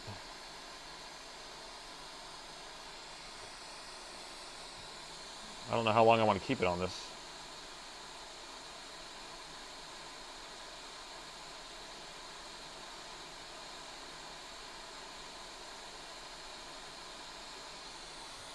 Huh. Raw Dog Rally.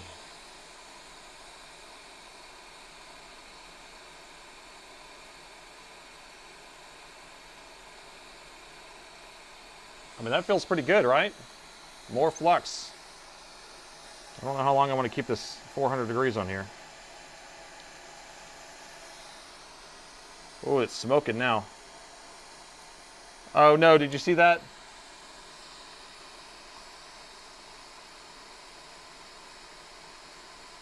Yeah, we'll just put that right back to where. Nothing to see here. Nothing to see here. Okay, I think it's hot enough. Nothing to see here. Get a load of this. Do you see the smoke?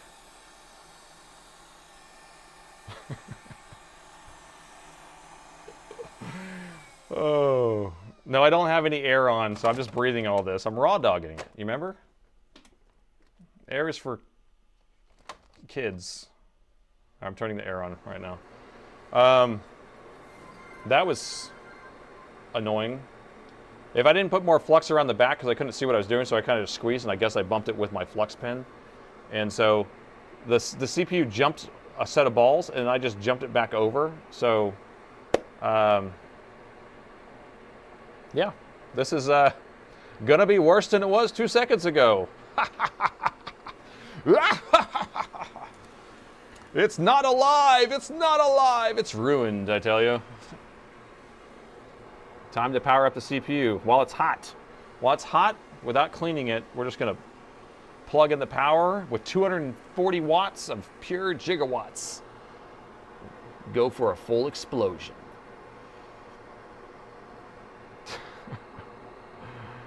Oh, and we got more explosions, more fire. More fire. Watch it work now. That'd be funny.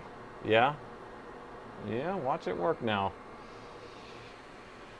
I don't believe that, though. No, do not believe it at all. Do not concur with that. Okay. Let it cool down. Slowly. Gently. Yeah, there's a lot of smoke coming up, but I was also just, like, squeezing the hell out of this. Now, if it works, I got to do a backflip. Well, I'll try to do a cartwheel in the background. How's that? I can do a cartwheel. Now, if it explodes, I got to do something else. If it starts fire or starts shorting out the charger, yeah, maybe I should attach it straight to the mains. Oh, I forgot. I still have the board warmer on. That's annoying. Well, that's not good. Liquid metal for the miracle. Well, it was a flux that was smoking, or it could be the board. The board's not super womped. Yeah, inject some voltage into the CPU. Yeah, we can actually turn. Don't toothbrush it yet. I wasn't planning on toothbrushing it because I had the heater on, and I was like, I forgot the heater was on. Do we even think this thing's going to work anyway? I don't think it is. 0.5 on there right now. It's still hot. Just send 20 volts straight to the CPU. I will totally do that. We'll just turn the power supply up a little bit at a time, a little bit at a time, a little bit at a time. Chunk it in the ultrasonic cleaner. Take an ice pick to it is what we should really do. Haka! Keep a fire extinguisher on the side. Oh, I don't have one right here. I think it's the nearest one's at the front counter. We should office space that thing. We put some Ghetto Boys on. Damn, it feels good to be a gangster. Boom. Lots of smoke. X-ray, X-ray. Yeah, I want to see the coils explode. All right, I'm going to take it off this heater now. Let me get this out of the way. Like I said, easy pizza. Easy burrito. This thing could have worked if I didn't bump the darn CPU. I can't believe I bumped it. I can't believe it, man.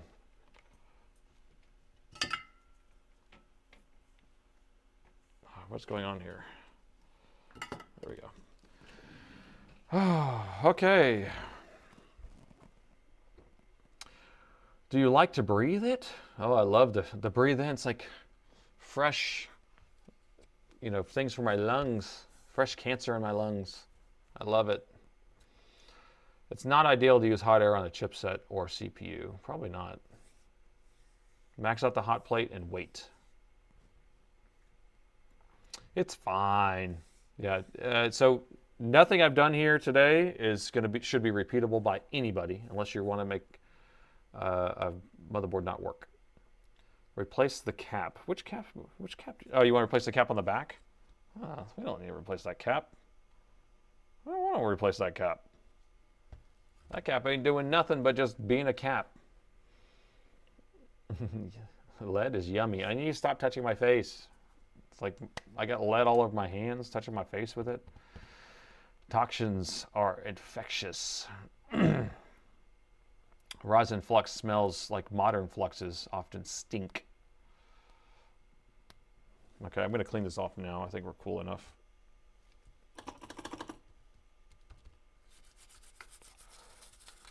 We don't need to clean it, but I like my art to look pretty.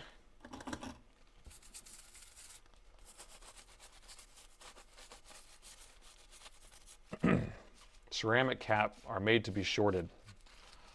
Yeah, so we put enough voltage in them, we'll blow them up easily.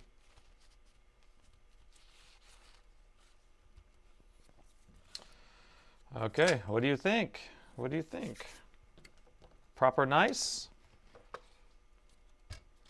Should I put some liquid metal between the coils?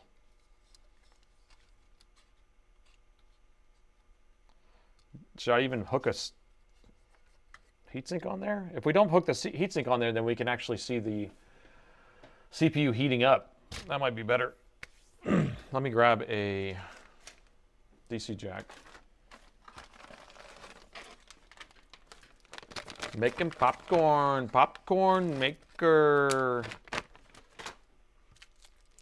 All right, so we got the DC jack. We can at least see if it is going to explode. We'll put it under a thermal camera while we plug in the charger. Thanks for the follow. Hey, we're only 15 away. 15 away from hitting 1,000 followers on Twitch. So if you, one of you guys that are out there on YouTube and you haven't hit the follow button on Twitch, let's see if we can hit that last 15. 15, that's crazy. This is only like my 15th stream, I think, on Twitch. I got one more. Mr. Raw Dogger himself. Mr. Raw Dogger himself. Okay, we're gonna go thermal. Go thermal. Let's rotate this way. Get our focus on.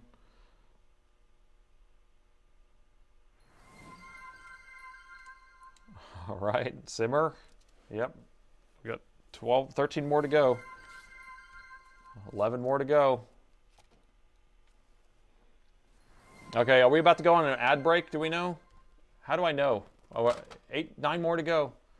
Because I don't want to press this. I don't want to turn this on if we're about to go to an ad break.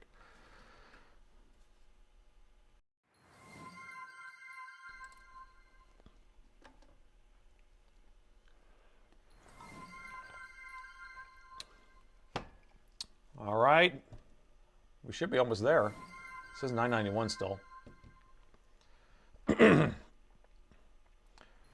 The bomb has been planted. that's a reference for like CS2, right? Or Counter-Strike. 997?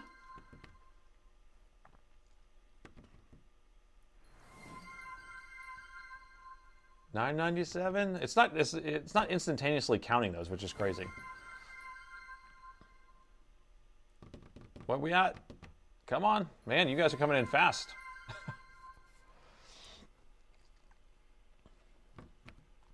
$1,000. We did it. We did it. Thank you, guys. Yeah, we're 1,001. I can't believe it. I can't believe. Can't believe. Okay, so ads are not long ago. So we're good. So we're ready to go. All right. So I got a confirmation that the ads have already played. Okay, I'm just going to plug in the power. Or should we measure? Should we even measure the input first, or should I just plug it in? Because it may just short out. I'm just going to go thermal. I'm just going to plug it in. I'm not even going to check to see if there's a short. 3, 2, 1. Check for logic level. I mean, you're wimping out here. The whole point of this is to see the explosion. Plug it in, plug it in. Okay, I'm standing back. Let me put my glasses on. Okay, here we go. 3, 2, 1. Okay. Well, that looks interesting. Okay, that was fine. I have to flip it over to hit the power button, I think, or is there a power button on this side? Where's the power button? Ah, there's a power button right here. Okay. I pressed the power button. Did you see it?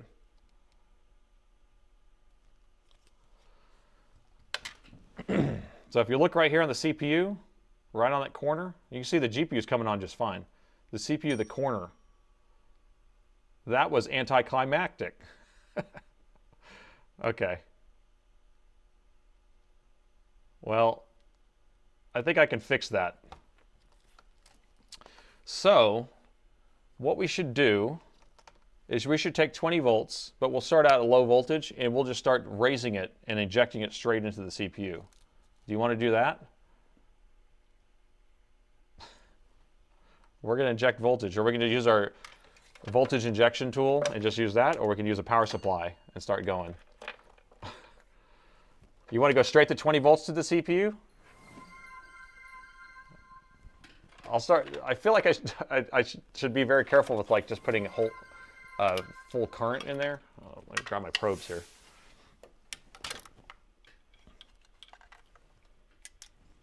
Here, let me move this out of the way. Let me get this set up. Oh, whoa! Now we're at 1,013. You guys keep on coming. Keep them coming. Okay, so let's do. Oops. So this is not a linear power supply, so it's not going to be super powerful to do this with, but still be good. Still will be good. So should we start low voltage or just go straight to 20 volts? I'm scared to put 20 volts and full current, 5 amps in there. I'm scared. I'm scared. 20 volts into a 1.1 volt is not going to be good. I feel like I should start and just kind of incrementally go up. Like, so if we start with just our 1 volt anyway.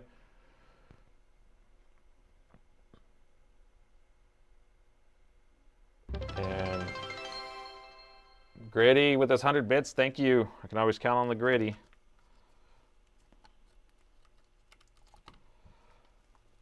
All right, thermal.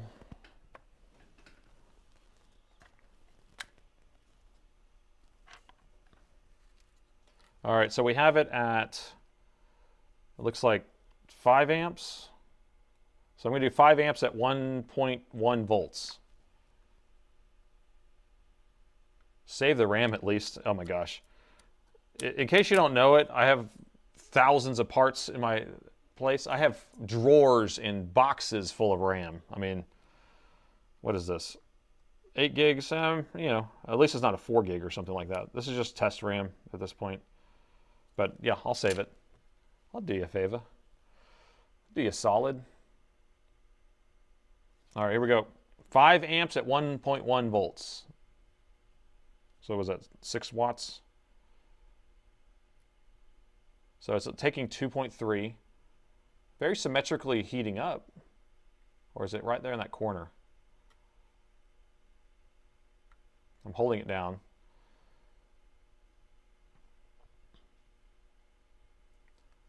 And so we got up to 44. How hot do you think we're going to get the CPU up to? Johnny 5 is alive! Okay, so now we'll go up to our next increment.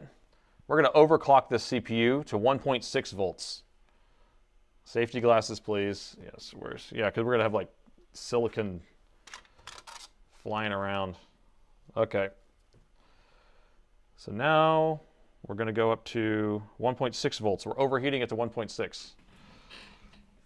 And we're at 4.8 amps at 1.6. And we're up to 57 C. Okay. What's the next increment? Do not 1.6. Oh, we don't care. We're going up. We're going higher. We're going to overclock this thing to 2.1 volts. I'm getting a little bit further back each time. So 5 amps at 1.6 volts. It's only 53 watts. I mean 55 C. That's not too hot. More power. We need more power. How much power we need? My prediction is 13 volts is going to be a kaboom. All right, now we're up to 3 volts. So actually we'll, 3 volts. I was going to go to, I was going to go just double each time, but I don't know if I want to double each time. Okay, backing up. Here we go. Whoa, it sparked. Okay, 3, 2, 1. Wait, why is it less? Because it's shorting out. You see it's shorting down to 1.7 volts at 5.3. It's maxing out the linear voltage or the switching power supply. That's probably what it is. It'll probably pull it down. Gloves. Should I put my mittens on? It's time to go Mickey Mouse. We have to put my gloves on. You want me to stop? We can't stop. Where we're going, we're not stopping. Stop torturing the CPU already. All right, send it. 10 volts. I predict it's actually going to stay down at 1.7. I tortured another laptop. Okay, I'm backing up really far now. Glasses on. Yeah, 1.5. It's just staying. It's maxing out the switching power supply. So sending 20 volts is going to sit at the same amount. It's probably going to sit at 1.5 volts at 5.3 amps. There was a big spark. I had to go fast.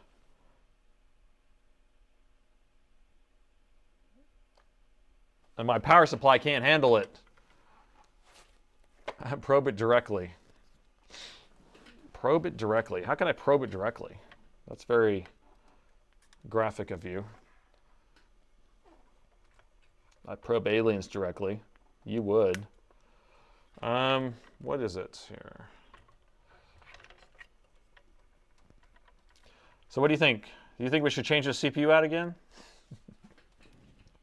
Let's start all over again. All right, where should I do now? What should I do now? Now, I've been sparking it into that coil right there. You can see how I've actually melted the solder. But this power stage right here is going to be a lower wattage one. I believe it's the one right here on the end. So that one is the one that doesn't take as much.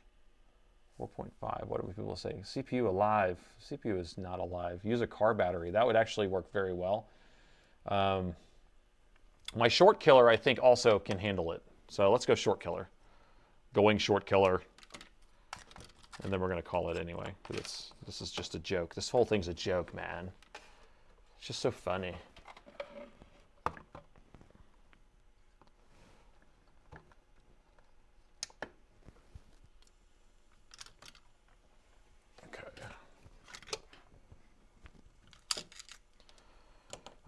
So we've already done up to 20 volts, but it pulled itself down. This one will actually produce or put out 15 amps.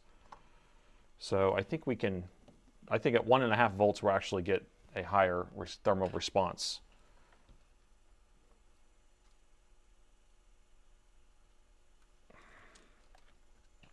Glasses.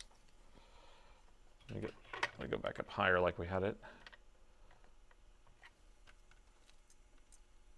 Okay, CPU's right here. Okay, so this has no current limiter, and so this thing will put 15 amps out. So we're getting 4 amps at 1.6, and so that's kind of what we're maxing out at, even at 20, because that's what the CPU is going to take, right? Because the CPU will only take what it can take. And I don't know how high this thing will go. 2.5. Here we go. Oh! Did you see that? It shut my whole thing off. It just reset it. 78, 80, 90, 100. Woo! Whoa. The CPU is gone. If it wasn't gone, it's gone now.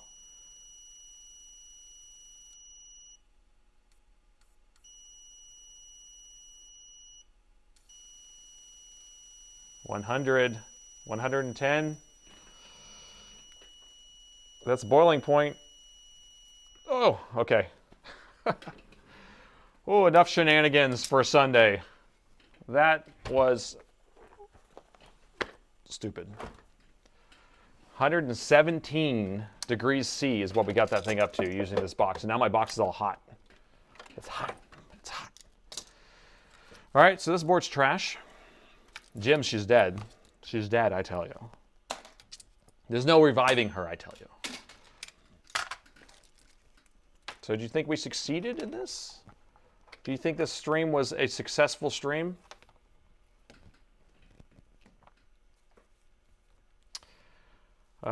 Visual. Now it's time to do visual inspection, they say. Hey, Mr. Wonder, thank you for this. Thank you for the bits. Thank you for the bits.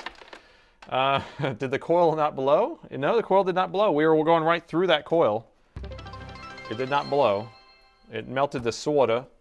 The solder melted a lot, but it did not blow. And you see where I was injecting it right there. So, anyway, I'm going to be sending some CPUs over to Black Horse. He's going to change some stuff out for me. We'll try that out and see how that little process that works. There's no real guarantee whenever you're swapping CPUs, even with him who does it all the time. He said that he doesn't give a guarantee. So you're going to send in a board that works and a board that doesn't, or a CPU that works and a CPU that's bad. He'll swap it over, and it will either work or it won't. And that's it. But you still pay the money regardless. And that's kind of what you have to do. There's really no other way of doing it. So, but do we have a Discord? Yes, but I need to update the link. Let me update the link real quick, and then we can put it out. Unless somebody has an updated link for me already. Give me a second. Copy link. It's not my Discord, by the way. It is JFix's Discord. But I piggyback off of it. I just don't have enough bandwidth or time to do this. So,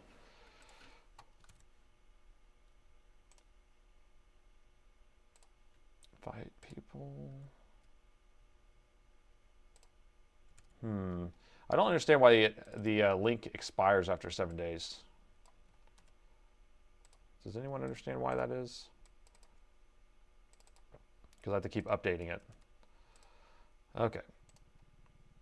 And so if you just type !Discord, or one of the mods do that, then it will put it in there, the correct link. I have it updated now. Or I can type it, I guess. !Discord. Let's see what we got. I've invented a spot welder. I actually built a spot welder at home when I was doing a lot of lithium-ion battery packs and stuff. I built an electric bike way before everyone had electric bikes. I built it in 2011. The thing goes 35 miles an hour. And I built the battery packs out of laptop batteries. It has 144 18650 cells out of laptop batteries, and I'm doing 14 packs of 9, and I had to build my own spot welder for it. It was fun. It looks like a bomb. Send me all your dead boards. Well, I have thousands of dead boards probably. You like fixing stupid stuff? Yeah, if you want me, I can send 1 or 2. I can't send tons of them, but salvage hardware for machines is a success. Fitting the end. I at least installed the CPU. Just rebuild a few pads. There's a checkbox on Discord that tell it not to expire. Well, that would be useful. Now, is it on the Discord server itself, or is it on, because I'm not like the admin, I guess, on the Discord, so I just basically just say invite people, and then it gives me a new link every time. It says it will expire in 7 days, so I don't know if that's a JFix thing or not.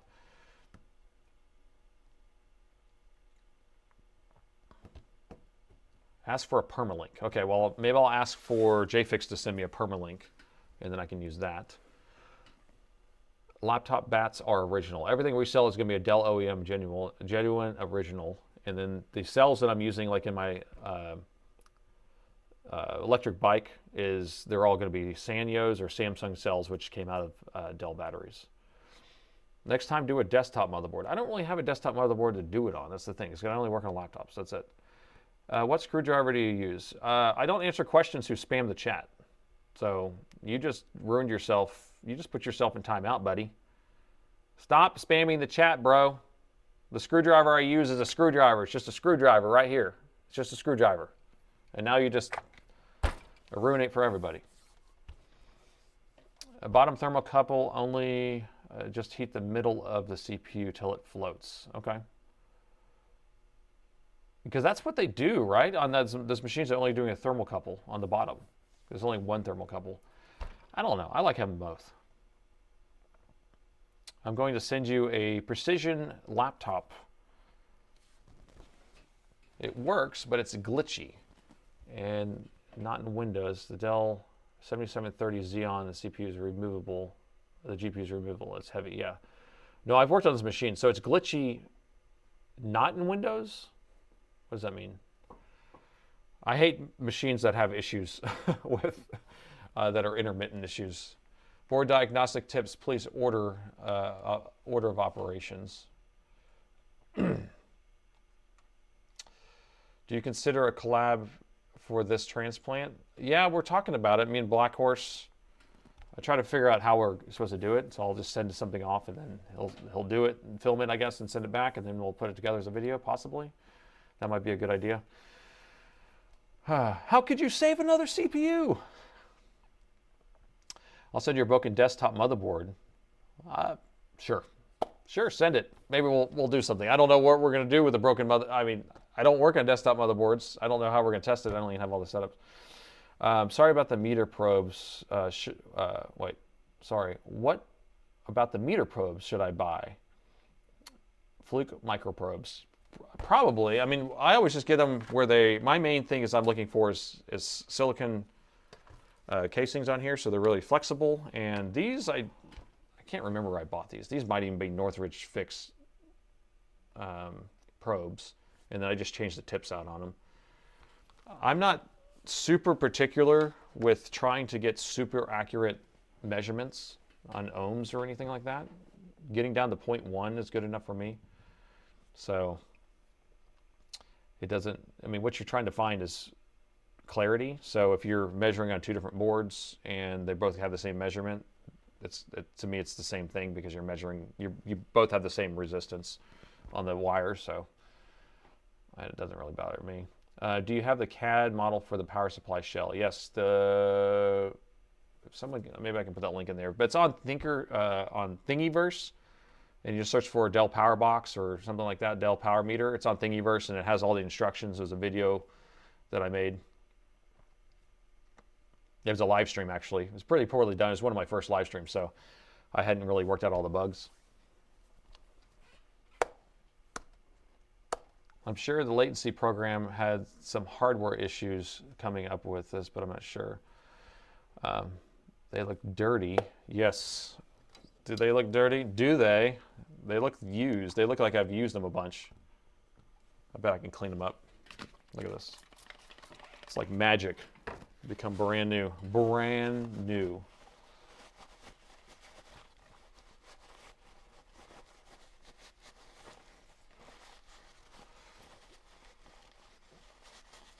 All right. I have a gaming laptop with a 3050 Ti, and when the GPU hits a certain voltage or wattage, the whole thing shuts off. Okay, so we've done this on a live stream before, and it means that one of your MOSFETs on your GPU are failing. And so we usually just change out all of them. That's how we do that. So just switch out all of them, and then you're good to go. But you don't want to do that too much, because what's happening is the actual MOSFET is shorting to ground or shorting through the CPU, and then you're going to end up damaging the CPU itself. I mean the GPU, sorry. Your old laptop has a 4070 now.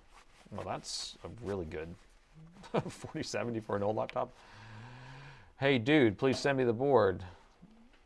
Please, I'm begging you. What board? You want me to send you that board? The one that we just fried? If I send it to you, I have to send it to everybody. You didn't super chat that to me. If you would have super chatted it to me, maybe. I have checked a Dell X-ray inspection machine for $30K. I'll let you save some money. That would be interesting. Look at that. Brand new probes. Well, there's still a little bit of dirt on here.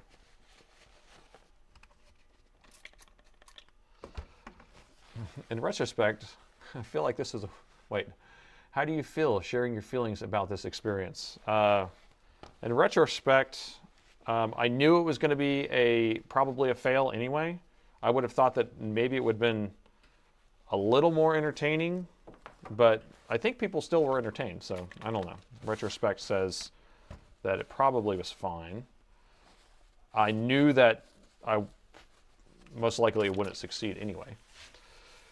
All of the black probes are 0 ohms and the red ones are 2 ohms. So just use 2 black probes. Is that real? Is that real? Really? That sounds like a joke.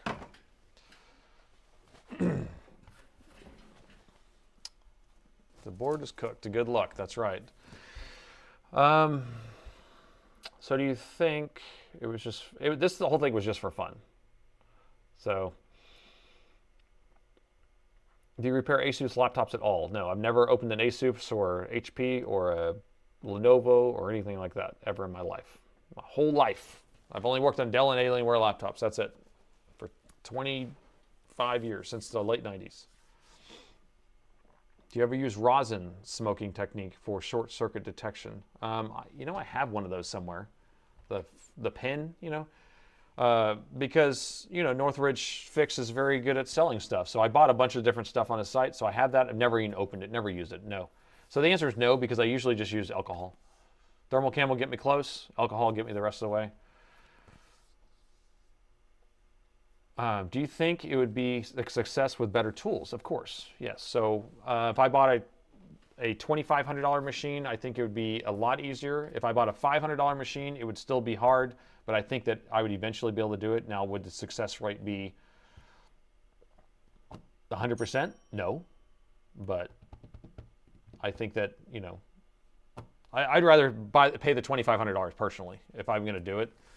I keep looking at those IR 6500s. I'm like, oh, yeah, maybe. But I'd rather almost like take the equipment I have, buy a good controller, and then try to, you know, hook it up certain ways. Maybe even make my own top lamp or buy a separate top lamp that I can use.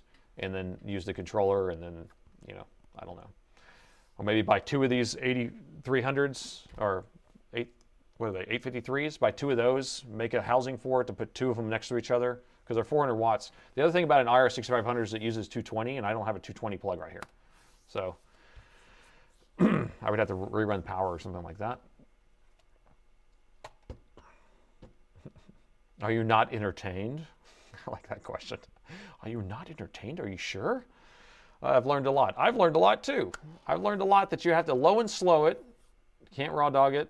And then if you want to raw dog it, then nothing will happen anyway. Don't make enough money to buy cheap. Yeah, you buy once, cry once. That's the real deal.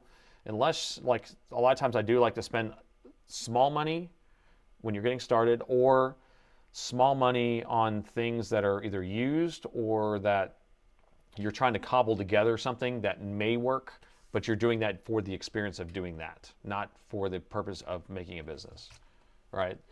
So my first microscope was the $165 AM scope that only had one focal length, and it was like really hard to look through it or whatever. And then I, spent the $1,200 on this with the camera and all that. And then my first air fume extractor was just a fan that I 3D printed a box for, and it had a little carbon filter on it. That was my first one. Then you pay the $700 or $800 for this, right? So you're going to stair-step yourself up to this stuff. You don't want to spend it all at once, but buy once, cry once is generally the better rule of thumb. Do you sell screw replacement kits for the 7730? I don't have complete kits, but we have all the screws. So if you go to our manual or Dell manual, if we don't have a manual on our site, that because each step will show you what screws are what, and then they'll link to our site so you can buy the screws. But we do sell individual screws, so you can buy whatever you need. Those usually, I think, are 2x5s, a lot of the 2.5x5s, and there's a bunch of 2x3s in there. How often do you consider having a XPS 70, a 9710 repasted? Those, in general, I mean, you want it repasted more than once every couple of years. Those run hot all the time, so just make sure you have the most recent chipset drivers that run the thermal management or whatever chipset drivers, and that will help keep those cool. And then blow out your fans. That's the other thing. I would say keep your fans and heatsink cleaner than changing the actual thermal paste.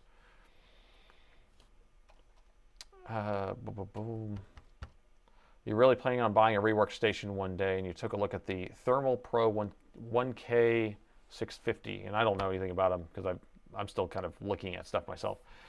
Man, nice show. Well, thank you. I hope everyone enjoyed it. It's getting late. It's almost 1 p.m. on a Sunday for me, and I have a bunch of stuff to do today. And so I guess we've been streaming for almost 4 hours, and I didn't realize it because I have so much fun hanging out with all you people.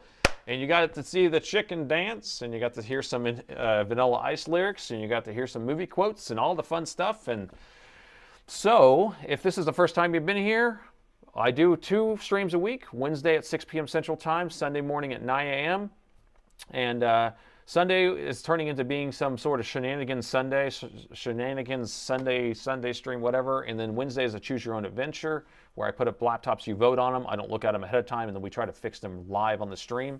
All of them are going to be some sort of board repair. So, but I hope people can join on those. I'm going to go ahead and wrap up this stream. I want to thank all my moderators out there. You guys work so hard, and without you guys, I wouldn't be able to keep up with all this stuff. And I want to appreciate all of your support and donations to the stream. And thanks, Daryl, Daryl's constantly sending me stuff. So thank you for that bourbon. I will definitely enjoy that. And I appreciate each and every one of you guys, and thanks for watching.